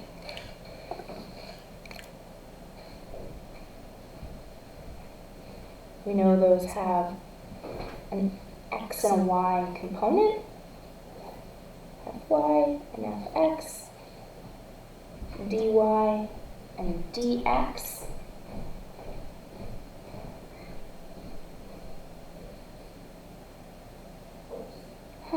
I did it an easier way last time. Ha ha ha.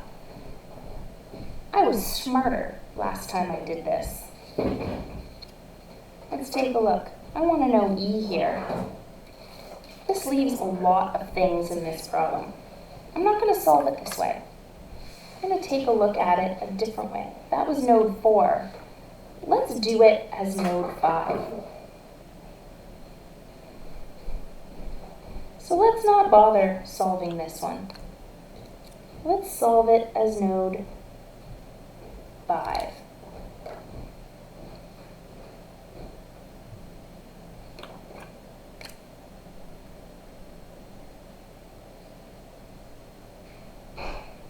That's E, that's K, and that's L.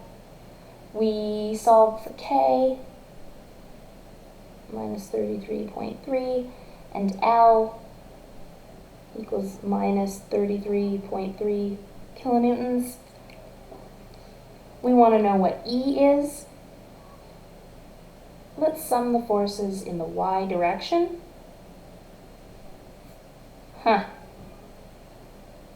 Minus E equals 0, or E equals 0. So I could have gone through all of this. I would have found the same thing. Look, that was 30 going in that direction, and that was 30 going in the other direction. They were going to cancel each other out. And we were going to end up with 0. No matter what, we were going to end up with E equals 0. Let's come in here and fill in 0. We still have G and I. Let's cut through P, G, H, and Q. So basically, let's cut around node 6. Let's cut around node 6.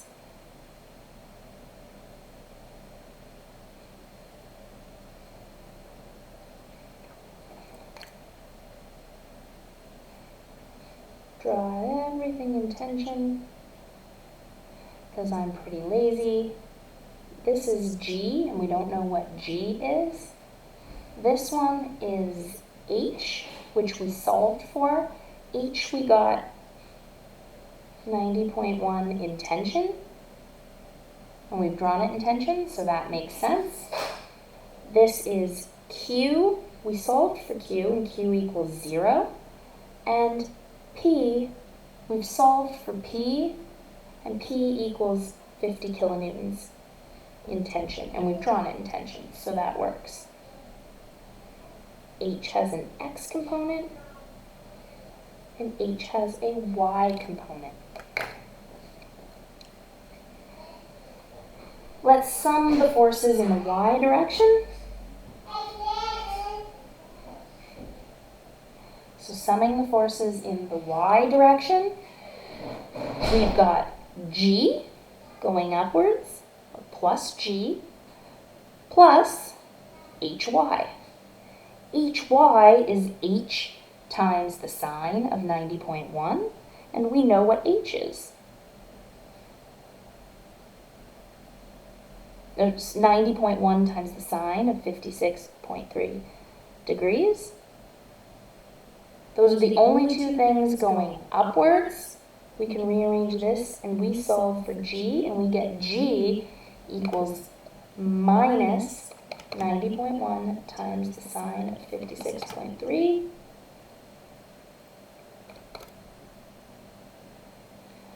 Which is 75 kilonewtons, or minus 75 kilonewtons, or G equals 75 kilonewtons in compression. So we can fill G in now. 75 kilonewtons in compression. Whew, one unknown node left. Let's cut around node I here.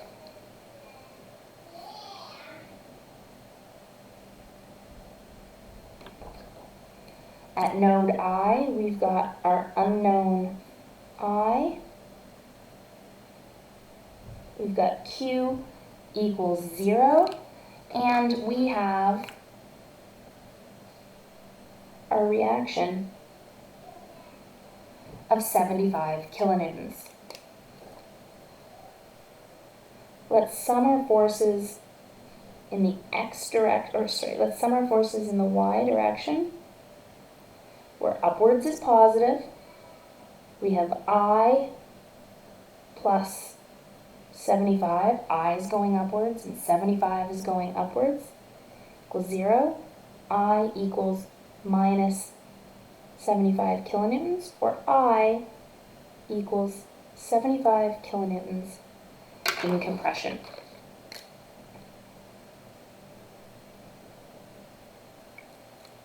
So we've gone through and solved for every member in this truss. We have all of the members solved for. We know the internal loads in every single member of this truss.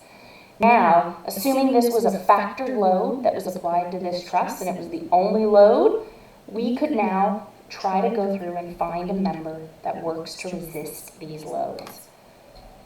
So we're starting to get to the completion of one side of our equation. That's kind of a funny way to write all of our information. Obviously it makes sense, but it's not handy in any way. You can't see much at a glance. we create something called axial force diagrams that helps us illustrate what all of those loads are. Let me just make this smaller. And let's come and look at our lecture slides for a minute. So here is that truss fully worked out, where I've filled in what all of those internal forces are. So we can go through and we could draw that ourselves, but these were all of those internal loads that we found. So that's starting to be a bit handy. We can see, compression, tension, nothing, compression, tension, compression. Oh, look at this. Everything in the top was in compression.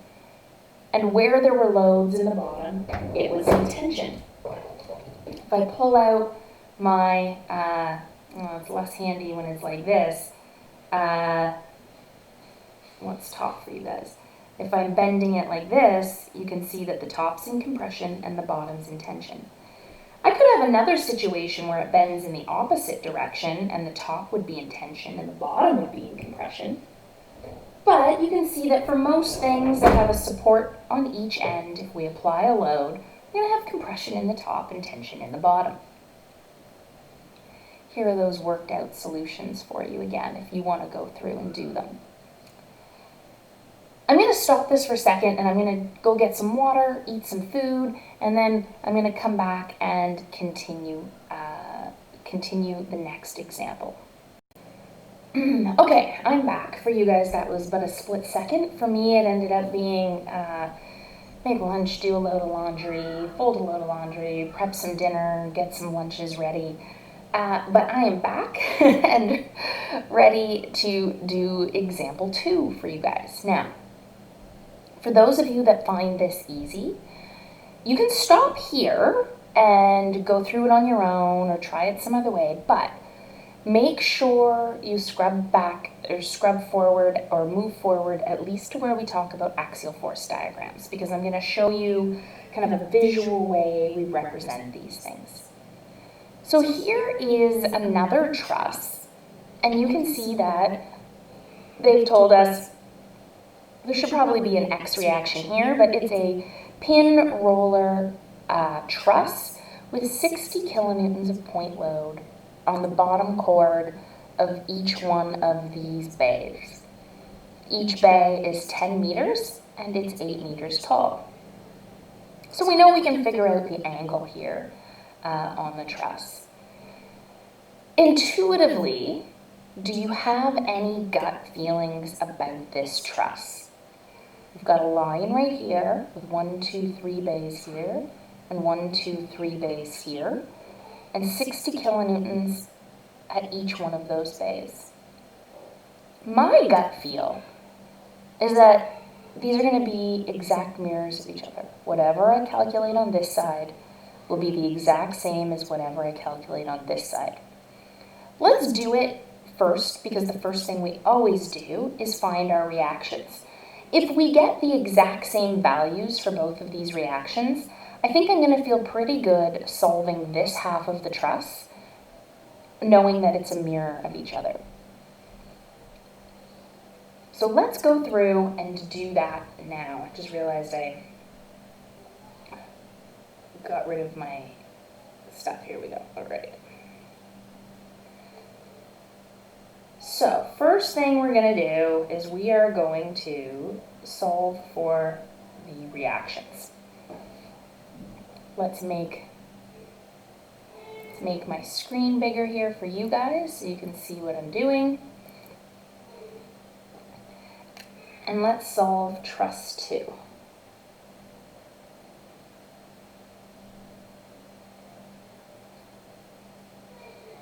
Let's solve for our reactions first. So we had 6 bays, 3, 4, 5, 6 bays.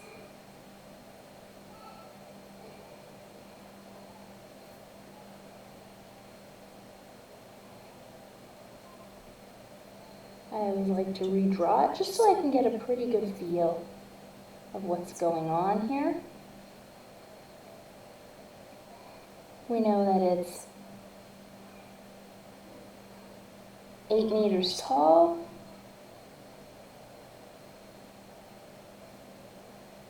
And that each one of these bays is 10 meters.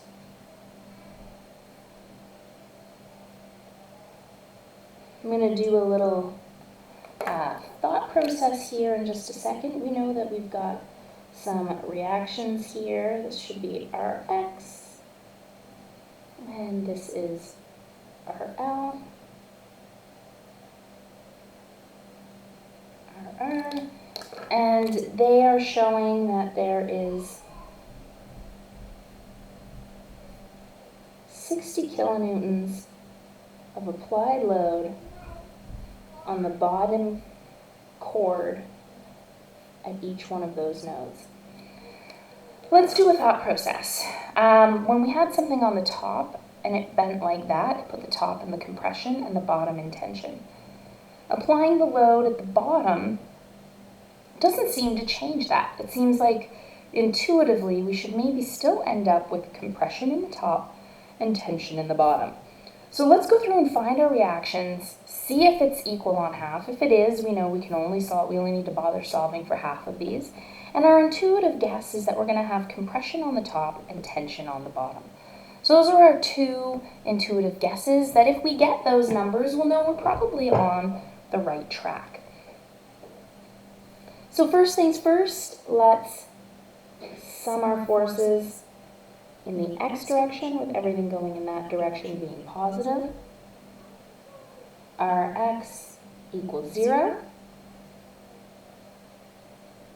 Sum our moments about the z-axis, and I'm going to use the left reaction point, or this node right here, to spin everything about. Well, RL passes through it, and Rx passes through it. So I've got 60 kilonewtons trying to spin my truss in the negative direction. So minus 60 times 10. All of these 60s try to spin it in the negative direction. So minus 60 times 10, minus 60 times 20, minus 60 times 30, minus 60 times 40, 2, 4, 6, 10, 20, 30, 40, minus 60 times 50. Oh, and then Rx is trying to spin it in that direction. So plus RR times 60 equals 0.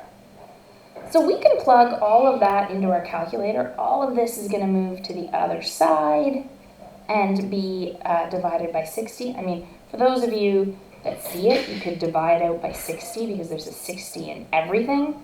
But let's go through and plug it in. We've got 60 times 10 plus 60 times 20 plus 60 times 30 plus 60 times 40 plus 60 times 50 divided by 60 equals 150. So our right reaction equals 150 kilonewtons.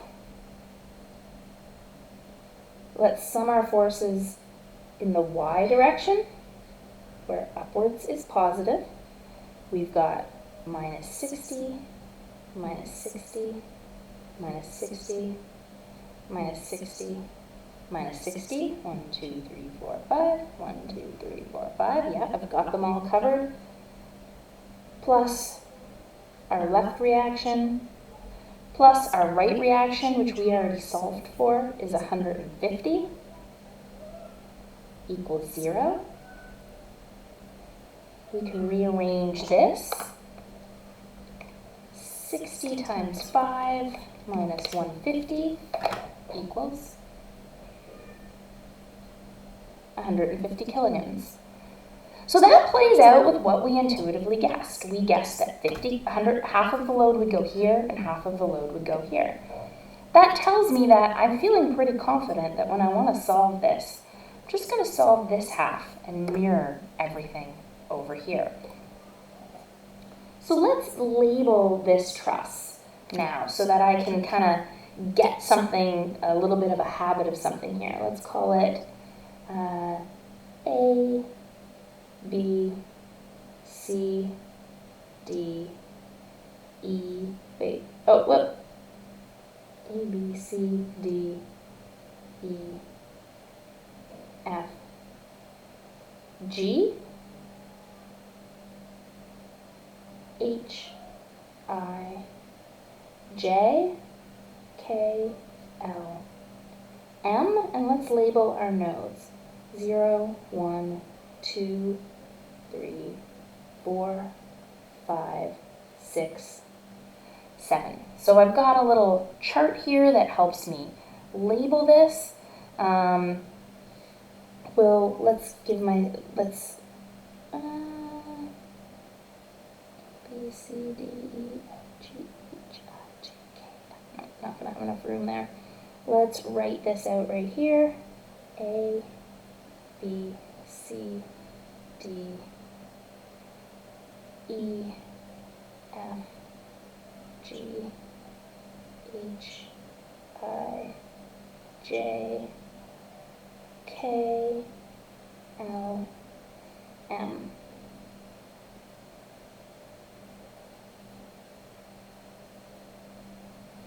There, we can come back and we can fill this table in as we solve it. And let's just, for good measure, all of these are 8 meters tall and 10 meters wide. So that means the angle referenced to the x-axis should always be the same. Let's figure out what that is. It's 8 and 10 meters.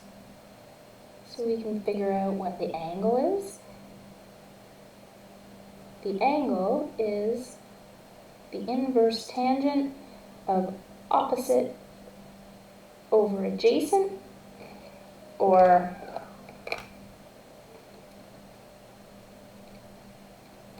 inverse tangent of 8 divided by 10, or we get here 38.66 degrees. We know that referencing it from the x-axis, everything that's a y direction force will be using sine, and anything that's an x direction force will be using cosine.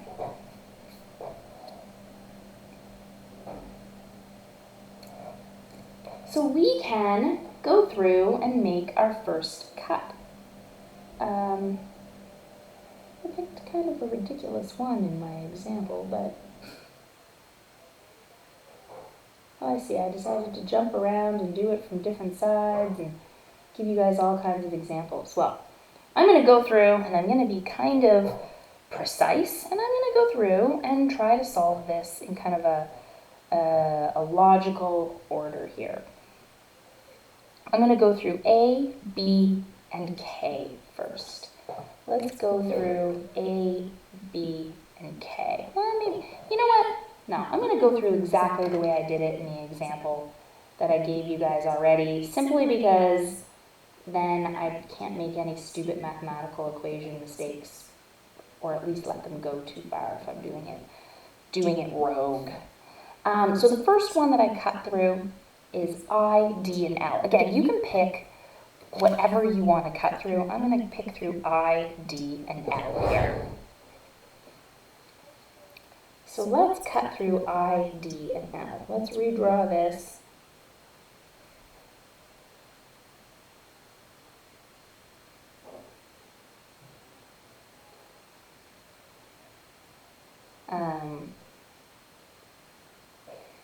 We've got I, D, and L. We've already solved for some reactions. We know that this is 150 kilonewtons, and we know that that is 0. We know that we have an applied load of 60 kilonewtons here, and we have unknown internal forces that we're just going to make them all in tension, because that makes life a little bit easier for us. And this is I, D, and L. And we can break it up into dy and dx if we want to. We can sum the forces in the y direction, where upwards is positive. I'm going to do a placeholder here where let's pick, what's a letter we don't have here? Oh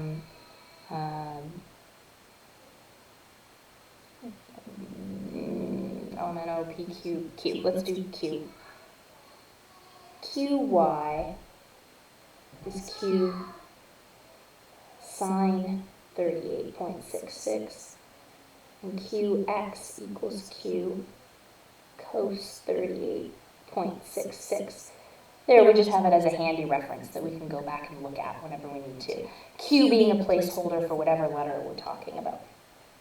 Okay, so Fy, we've got 50 kilonewtons upward, or 150 kilonewtons upward. We've got our 60 kilonewtons downward, and we've got dy. We've drawn d in tension, so dy is upwards or positive.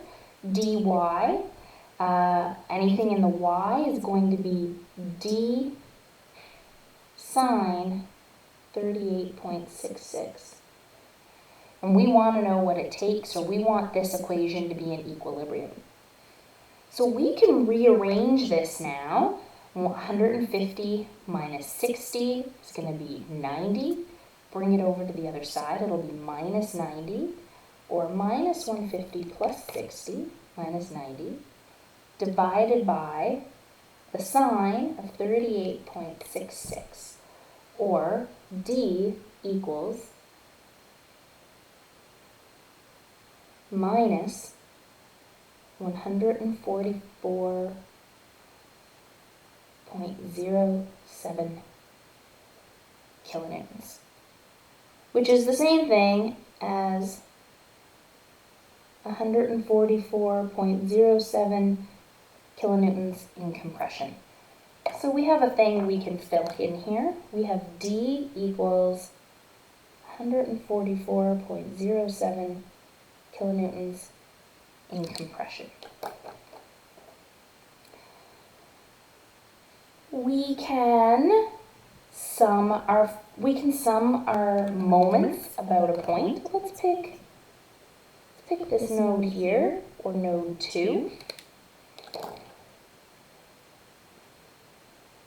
Sum our moments about a z-axis. We're going to pick node 2. So 60 passes through it, D passes through it, L passes through it, and 0 passes through it. That just leaves our 150 and our I, trying to spin this partial free body diagram about that node. We have 150 kilonewtons trying to spin it in that direction. So I put my thumb in along the node, the axes, and curl my fingers in the direction it's trying to spin it. It's minus 150 times, oh, I didn't write my dimensions in here, silly me. 8 meters, 10 meters. It is 10 meters away. Everything else but I passes through it. I tries to spin it in this direction, or also in the negative direction, minus I times 8 meters. We can rearrange this.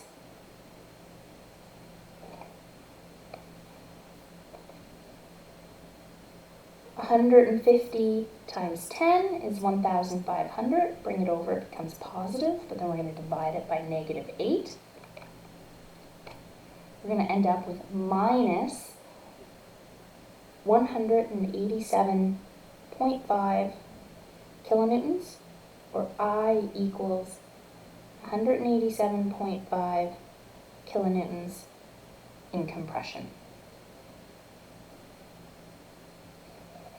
We can fill in another one now. We've got I. Oh,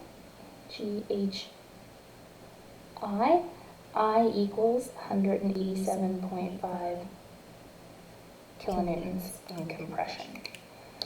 We have one more equation up our sleeve here. We can sum the forces in the x direction.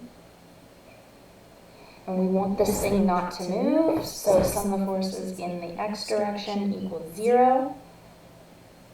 We have our 0 plus our unknown L plus I, but we solved for I. I is minus 187.5 plus our dx. Well, dx is d cosine 38.66. And we solved for d.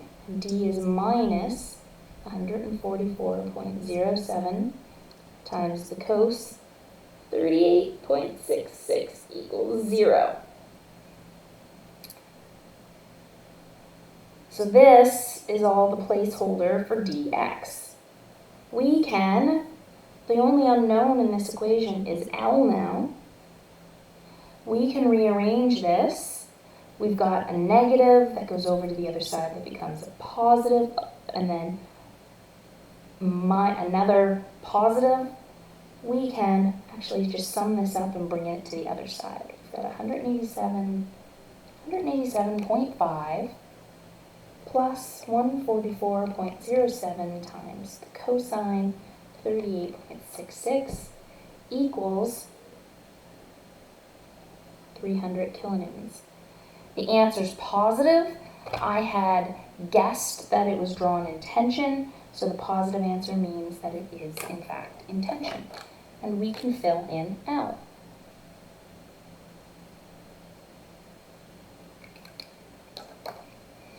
All right, let's make another cut. Let's cut through J, F, and M. Again, you can pick any spot you want to cut. I'm going to pick through J, F, and M.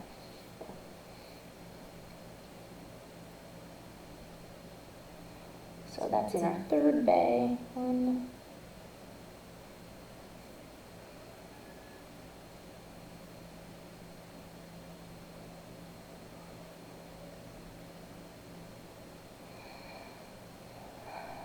We have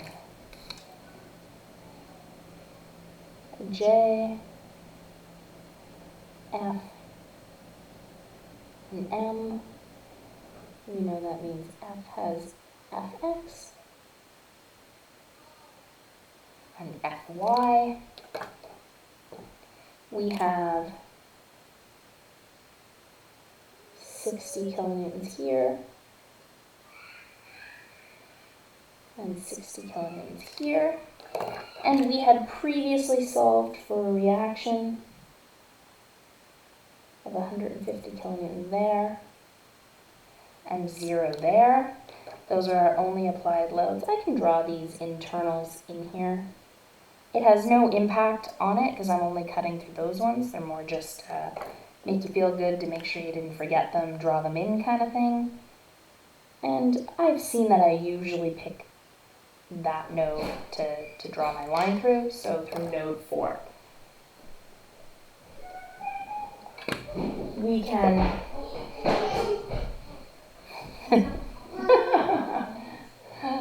Hi, buddy. Oh, it's so hard, and you can hear them and they just want to give you a hug. So 10 meters and 10 meters. So we've got our next partial free body diagram here. We can start to solve for this one. We know that Fx and Fy are related to our 38.6 degrees through sine and cosine, so we can use those. We can just plug those in when we need to. Let's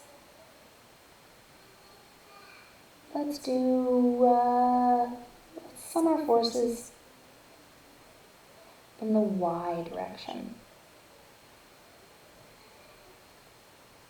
Upwards is positive, we've got plus 150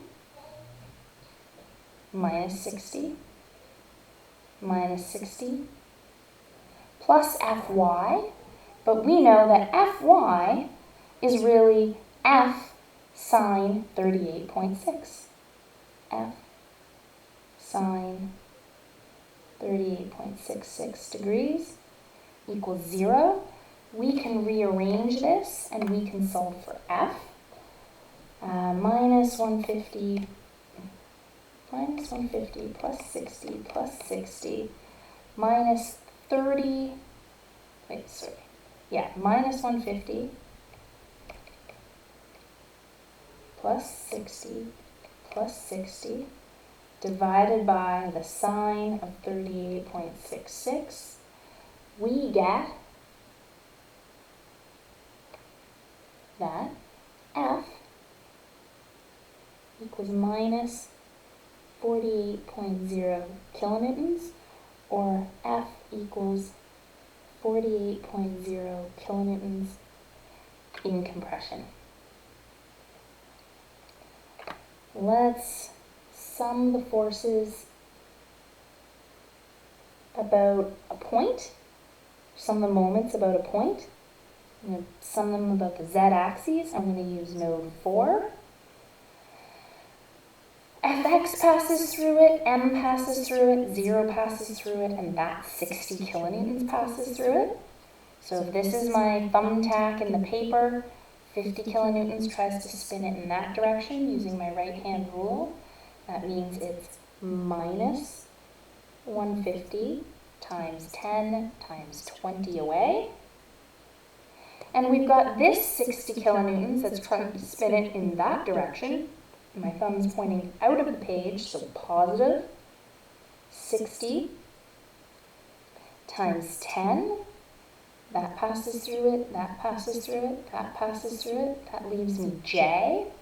J is also trying to spin it in the negative direction. So minus J times my 8 meters. It's 8 meters away. 0. We solve for this.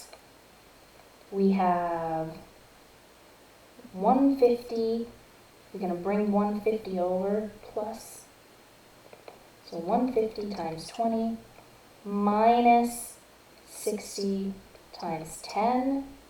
We have a positive number, but then look, we have to divide by negative 8. J equals minus 300 kilonewtons, or J equals 300 kilonewtons in compression. We have one more equation we can use and one more unknown. We can sum the forces in the x direction. Everything going in that direction is positive. We've got our 0 going, it's 0. We have m going in the positive direction. We have j going in the positive direction, but we know the value of j is minus 300. And we have fx going in the positive direction. And we know fx equals f times the cosine of 38.6. And our f we've actually solved for is minus 48. So we can fill that in. So we have m plus j plus fx. We know that j was minus 300, and f was minus 48, and fx is f times cosine of our degree, or our angle. All of that set to 0. We can solve for m. Our negative 300 is going to be positive. This negative is going to come over and be positive, and they're going to add up. We've got 300 plus 48 times the cosine of 38.66, and we get 337.5.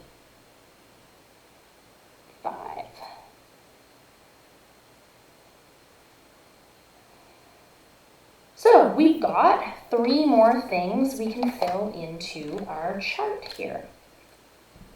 We solved for F, which was 48 kilonewtons in compression. We solved for J, which is 300 kilonewtons in compression. And we solved for M, which is 337.5 kilonewtons in tension. So we're getting somewhere. We're starting to solve this one. Let's make another cut. Let's just so that you see that it doesn't matter what side I cut it from, let's cut it through, actually, you know what? I'm going to do it the way I always do. I'm going to cut it through H, B, and K, keeping the left-hand side. In the example that's posted, it cuts it and keeps the other side, just so you can see the thoroughness of it. That way you can go back if you feel like and cut it from either side and practice. But we're going to cut through H, B, and K and keep this side and not that side. So let's cut through H, B, and K.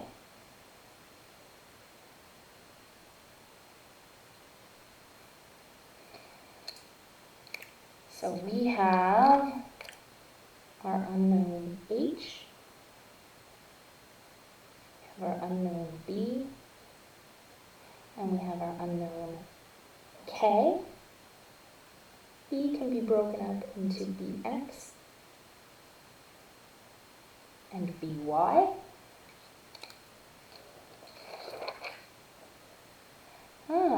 I might have done a really dumb thing. This one we might not be able to do this one yet. We might not be able to fully solve this one.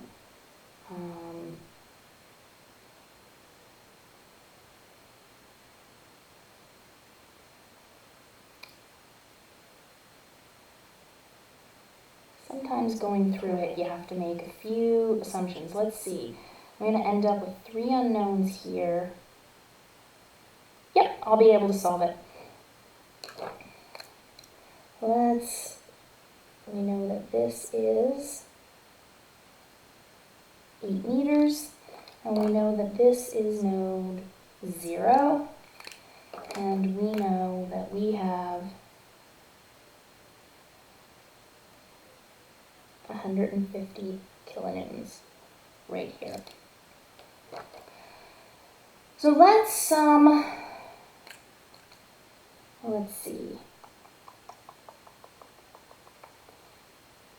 Let's sum our moments about this point right here. Let's sum our moments about point 0. We're going to have B pass through it, K pass through it, and 150 pass through it. So we've got H trying to spin it in the positive direction. So H is trying to spin it in the negative direction. Curl my right hand in the direction H is trying to spin it. Point my fingers in that direction. My thumb's pointing into the page. It's got to be negative.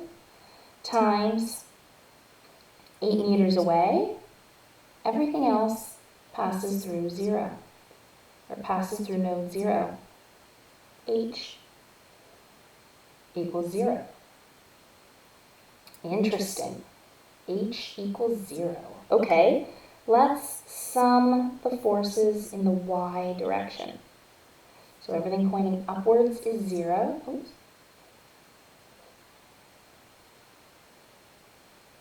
We have 150 kilonewtons going upwards, and we have By going upwards. So plus By, we don't know what By is, but we do know that we can relate it to B.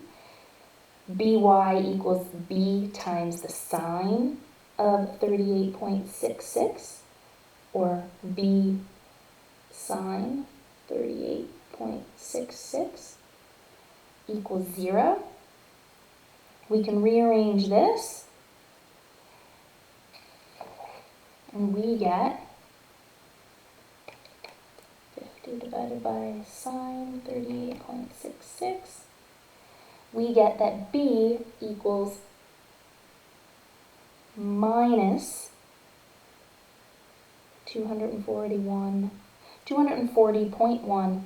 kilonewtons, or B equals 240.1 kilonewtons in compression. And we have one more equation left to us.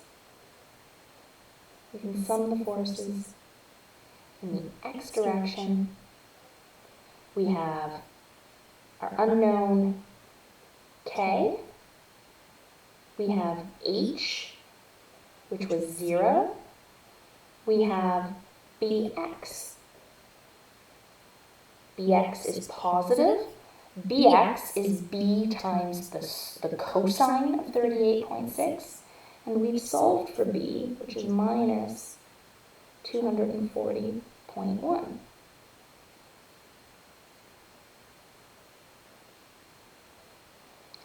We can rearrange this, and we can solve for K. K equals 240.1 times the cosine of 38.66, or 187.5 kilonewtons. The answer is positive. That means it's in tension. So we just solved for 3 more members. We can come back and fill that into our chart. We solved for B. B is 240.1 kilonewtons in compression.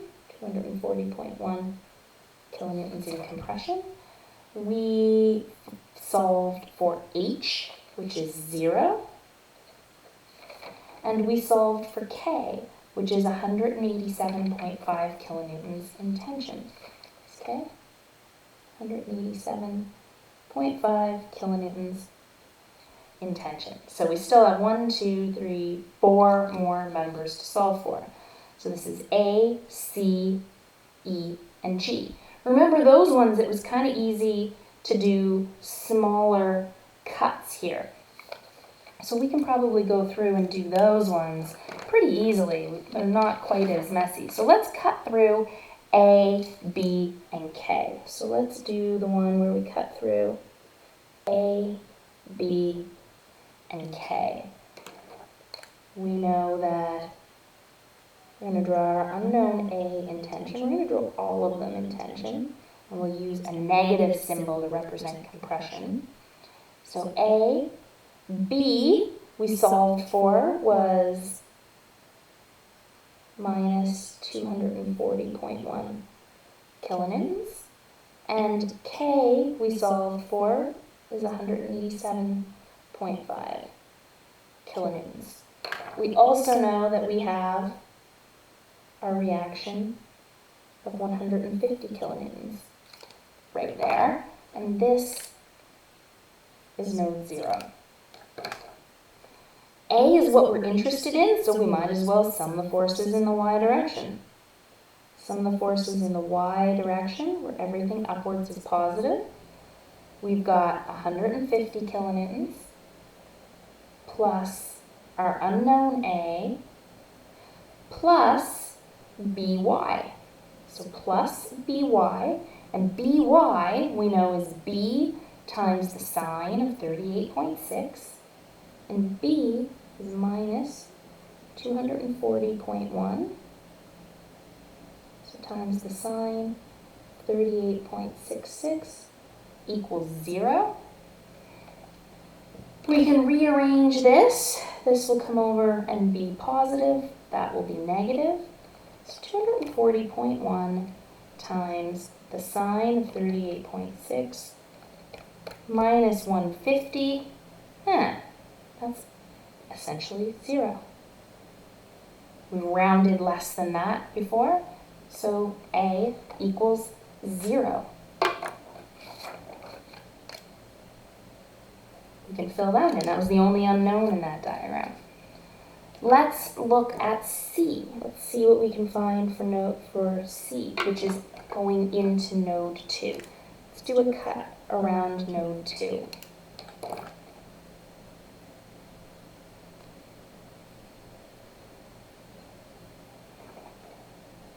Probably could have drawn this a little bit bigger. but we've got our unknown C.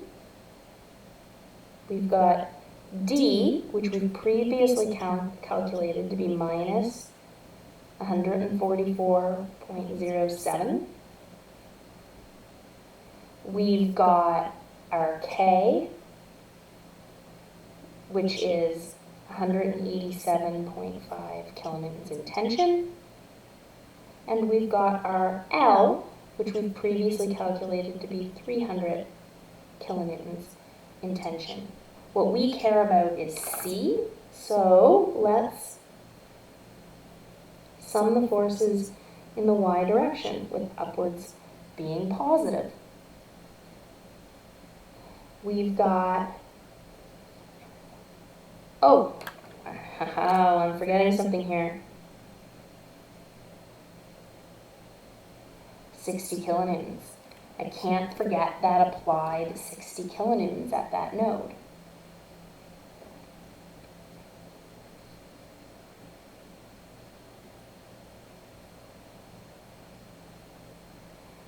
We've got our C going upwards, so plus C minus 60 plus dy. The y component of D is going upwards. dy is D times the sine of 38.6, and we know that D is minus 144.07.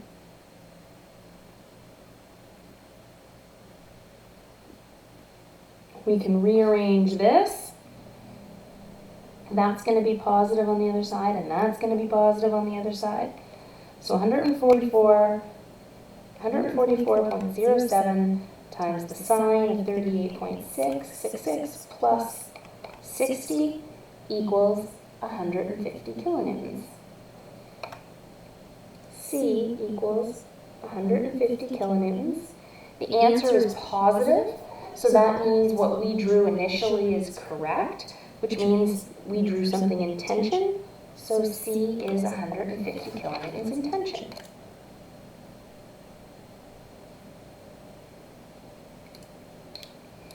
We only have E and G left. So E, let's make this cut here through around node 4, cutting through L, E, F, and M. You can see that we're following the exact same pattern here. We're gonna make all of those cuts.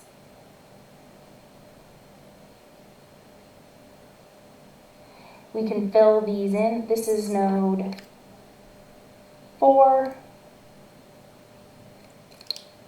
We've got our applied 60 kilonewtons. And we know that this is L equals 300 kilonewtons. We've solved for M, and M equals 337.5 kilonewtons. And we've solved for F equals minus 48 kilonewtons, because it was in compression. And the one we want to know is E. E is our unknown.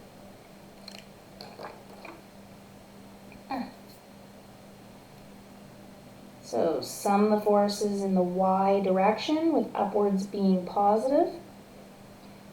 We have E minus 60 plus Fy, and Fy is F times the sine of 38.66, or minus 48 times the sine of 38.66 equals 0.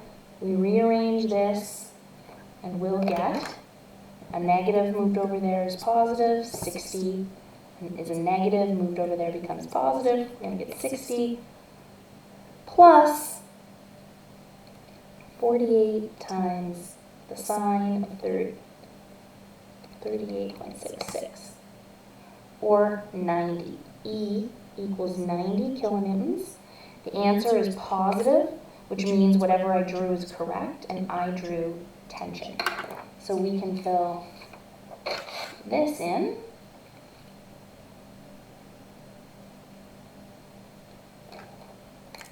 E is 90 kilonewtons in tension.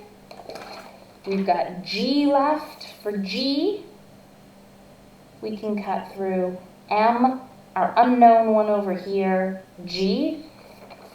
Let's just draw that. Let's see if it matters that we don't know what that other side is. There's no diagonals going through this.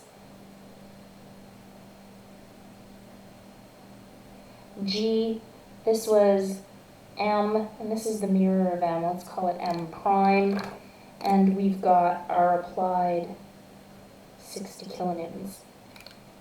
Look, I don't even care what M and M are. Look at this. Let's sum the forces in the y direction. G is the only one I don't know now. Sum the forces in the y direction. I've got G is positive, minus 60 kilonewtons. Those are the only things going in the y-axis. G equals 60 kilonewtons. The answer is positive, which means whatever I drew is correct, and I drew tension. So G equals 60 kilonewtons in tension. There, let's take a look.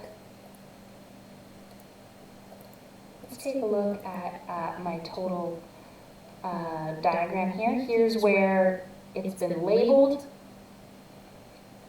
And here are all of those forces written out where they've just been mirrored on the other side. So that's just writing out all of these values that we calculated in this chart.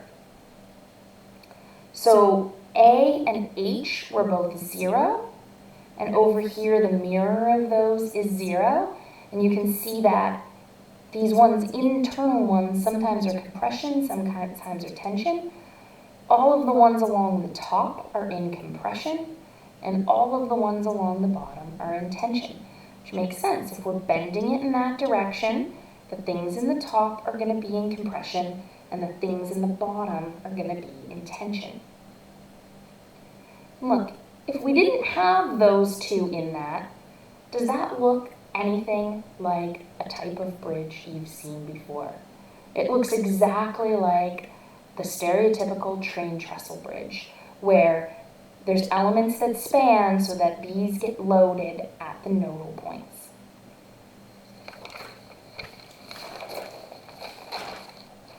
So we're going to do, here's that all worked out for you if you want it.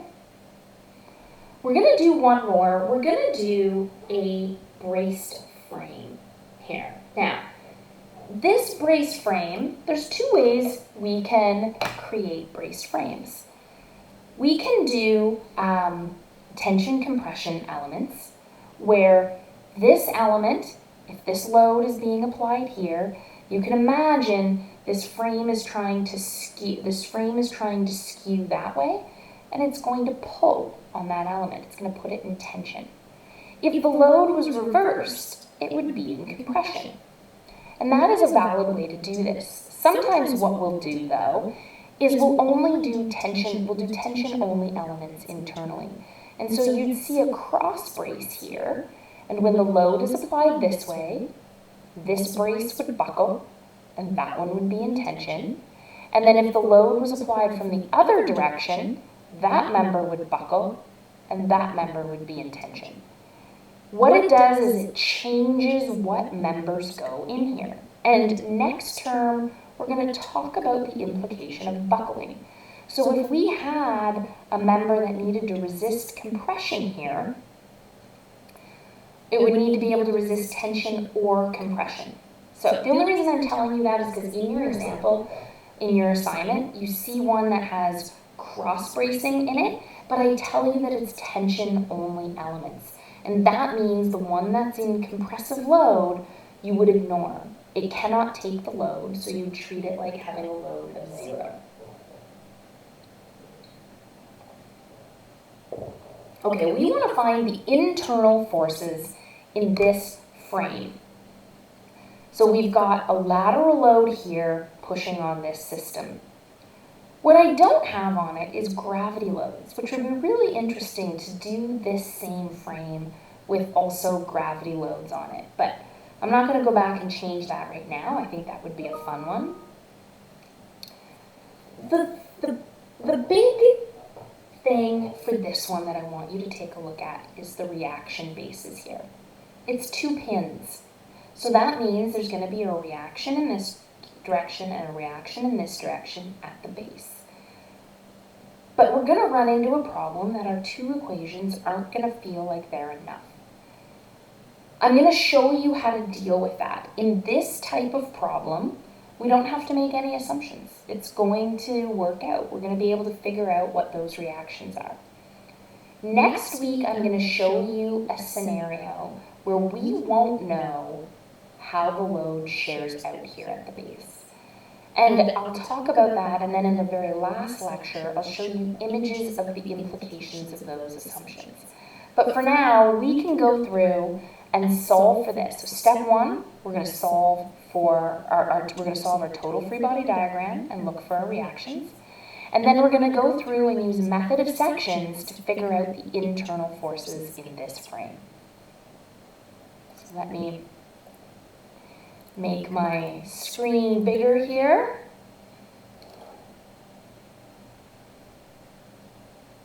Let's solve our frame.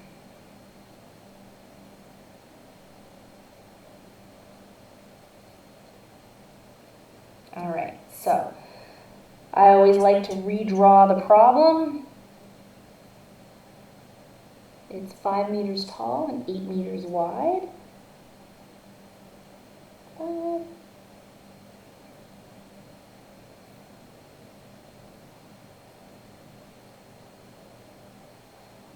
They've told us that we have a pin condition. They've drawn 2 pins at the base here. We're not used to that. We're not used to 2 X reactions here. We're used to one thing being a roller, but for a frame, this is actually would probably be cast into the concrete, and this would be the legitimate way that we'd have to look at this. They've said that it is 5 meters tall and 8 meters wide, and that we have an applied lateral load of 250 kilonewtons. They haven't told us if that's earthquake or wind, but we don't really need to know for solving this. And then, just because it'll probably come in handy, let's start to label some things. Let's call this left X and left Y and right X and right Y. And let's label our members A, B, C, and D, and label our nodes 0, 1, 2, and 3. Just so we have something handy to let us know what we're spinning about and what we're talking about. So the very first thing we do is solve for our reactions. Solving for our reactions, we sum our forces. Let's sum our forces in the Y direction first, where upwards is positive. We've got Ly going upwards, and we've got Ry going upwards, and nothing else. That's it. Or basically,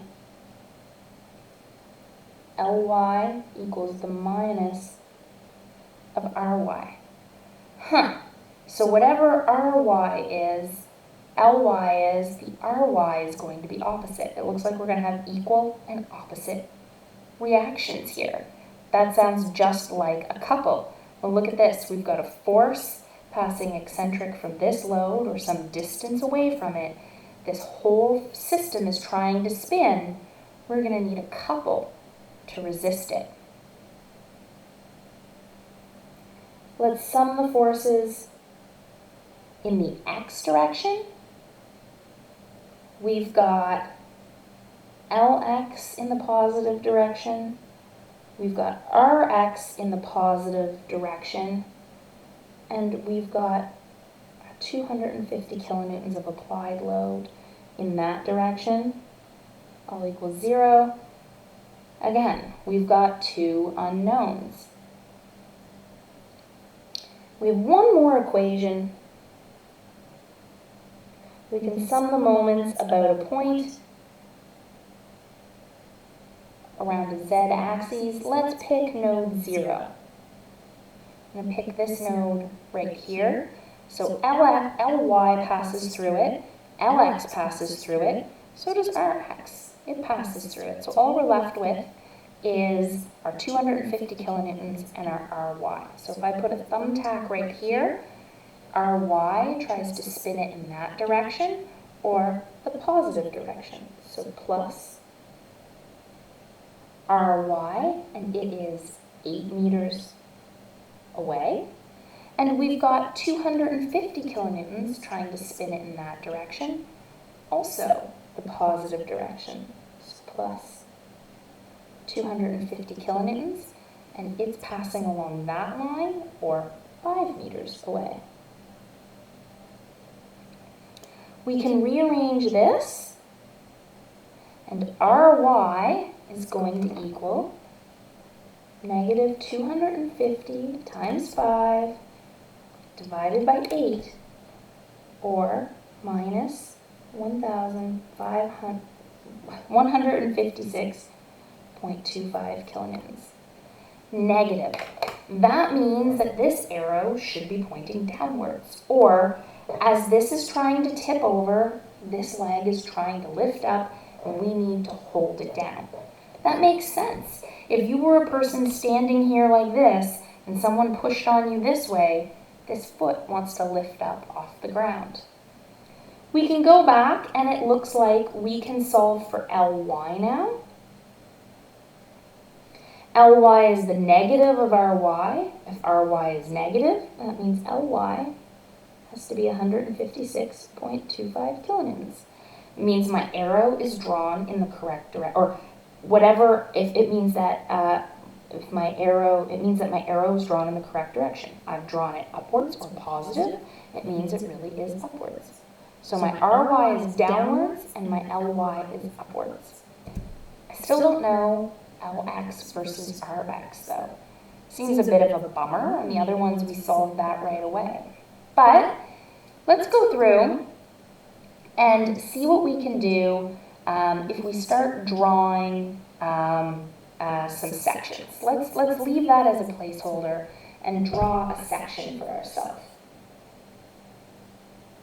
Let's draw a section around node 2. Let's cut A and D. So let's pick cutting at node 2 right here. At node 2, we know we have an applied 250 kilonewtons. And we're cutting through two members. We've got A, and we've got D. All right, let's summing our moments. Well, there's no moments. Everything passes through it. Summing the moments doesn't give us any help whatsoever. Sum the forces in the y direction. Let's sum the forces in the y direction. Okay, summing the forces in the y direction, we have minus D equals 0. All right, D equals 0. We can sum the forces in the x direction. We've got minus A minus 250 equals 0. Bring A to the other side. A equals minus 250 kilonewtons, or A equals 250 kilonewtons in compression. Okay, so we have, let's see what, we have A, B, C, and D that we need to solve for. We've solved for A. A is 250 kilonewtons in compression. and we solve for D, which is 0. Let's solve this at node 3. Let's use node 3 now. At node 3, we're going to have D and B. I'm going to draw everything in tension, always, just because it makes my life a little bit easier. And we have reactions here. Rx and Ry. Rx, we don't know what Rx is still, but we do know what Ry is. We did solve for Ry. Ry equals minus 156.25. I could draw Ry down and use a positive 156. Both would be correct ways to do this. I could do either of those options. It doesn't matter. What I don't know is my angle here. Maybe it would be handy to come up here and figure out what that angle is. I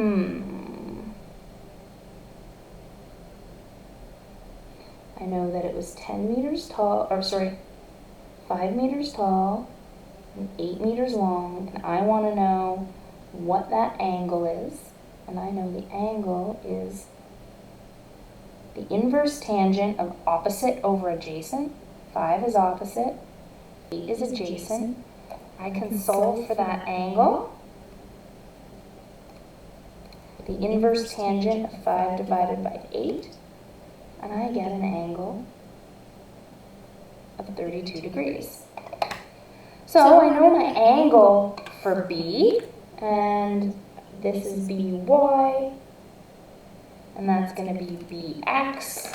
And then I know that because of similar triangles, BY will equal to B times the sine of 32, and BX will be B times the cos of 32 degrees. I've done that enough now that I know that pretty well. Let's come down here to my equation and look at summing up these forces. Let's sum the forces in the y direction. Summing the forces in the y direction, I have plus Ry, but Ry is minus 156.25. I've got plus D, but D equals 0. Rx is in that direction. Oh, I've got By here.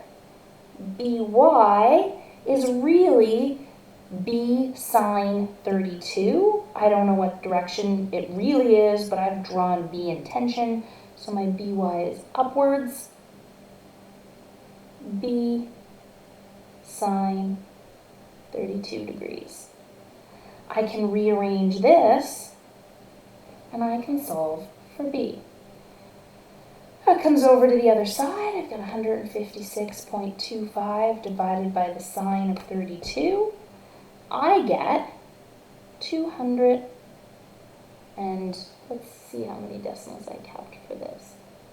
Looks like I just kept 295 kilonewtons in tension. I can now sum the forces in the x direction, where everything going in that direction is positive. I've got negative bx. Bx is b times the cos of 32 degrees. We've already found b. It's positive 295.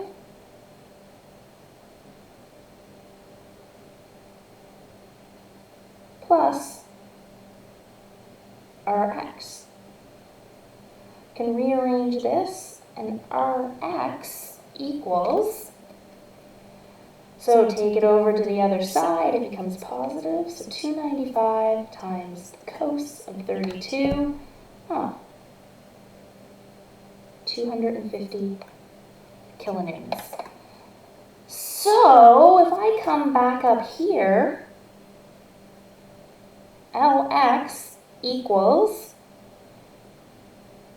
0. 250 minus 250 equals 0. So I was able to calculate this after I solved this. So now I know all of my reactions. So actually I had a few more unknowns here. I had Lx, Rx, Ly, and Ry. We hadn't known Lx for a while, but we finally just found it. Rx we calculated as 250 kilonewtons.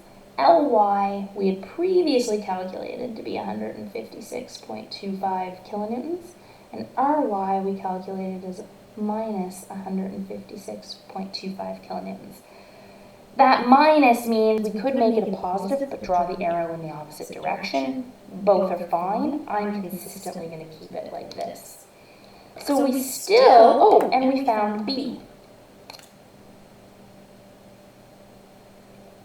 295 kilonewtons in tension. There's only one thing left to find, and that's C.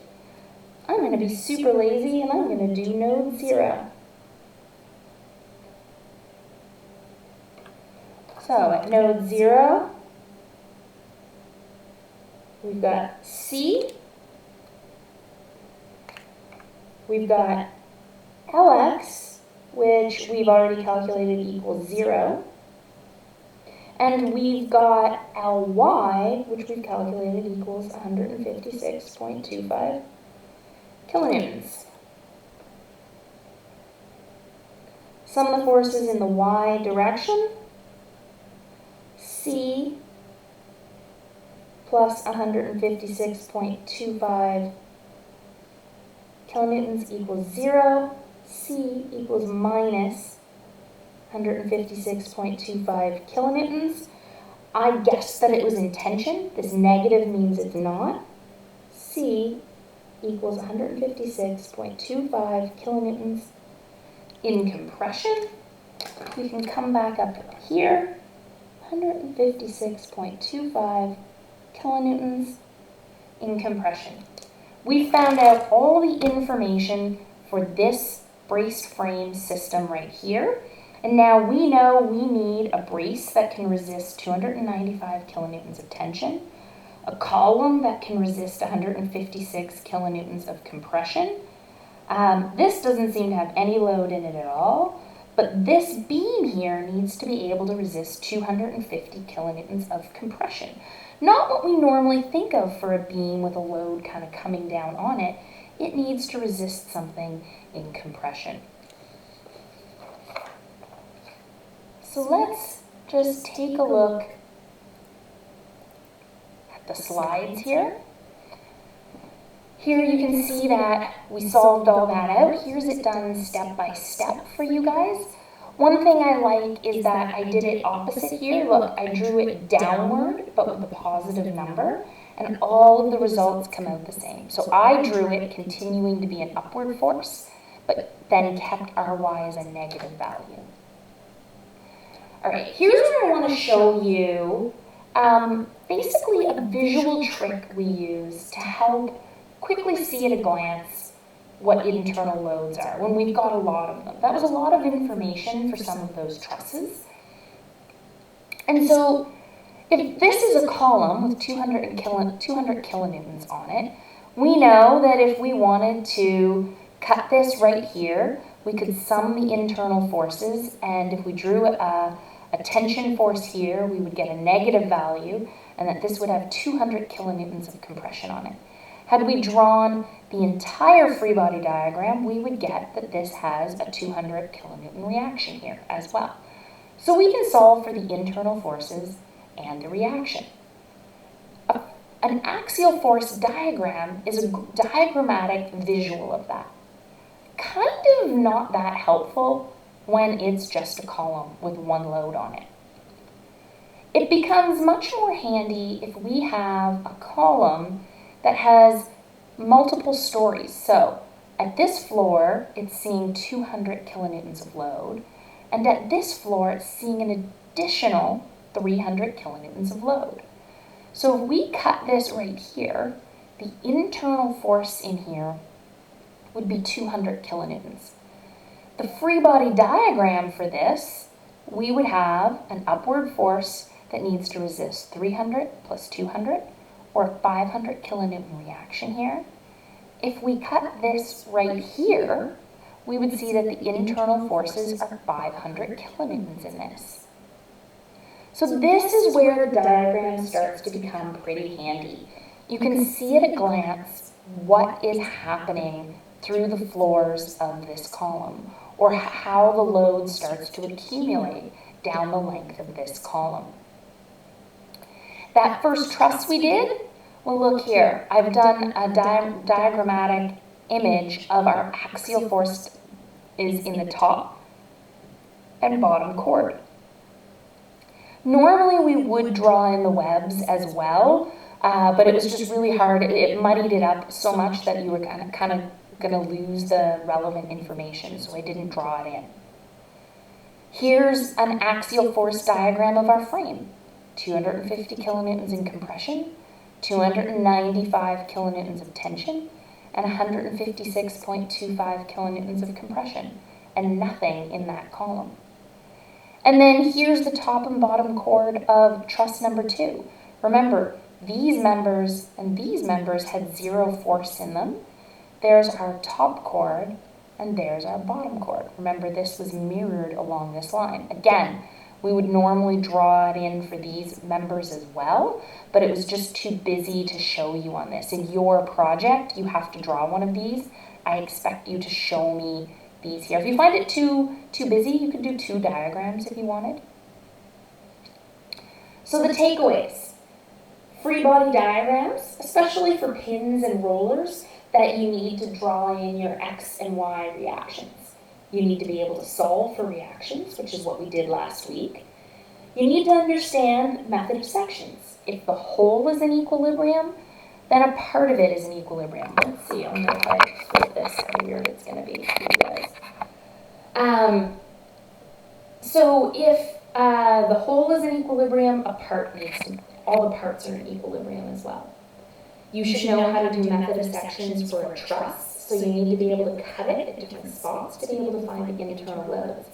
Obviously, testing something like that in Quercus is a complete load of crock, and I can't really do it very well. You will see in your assignment that I have a few questions in there that are going to be very good ones for exams, and then I've given you a few examples that are full out, methodical, worked out ones for you to practice on that I'll give you fully worked out solutions for next week.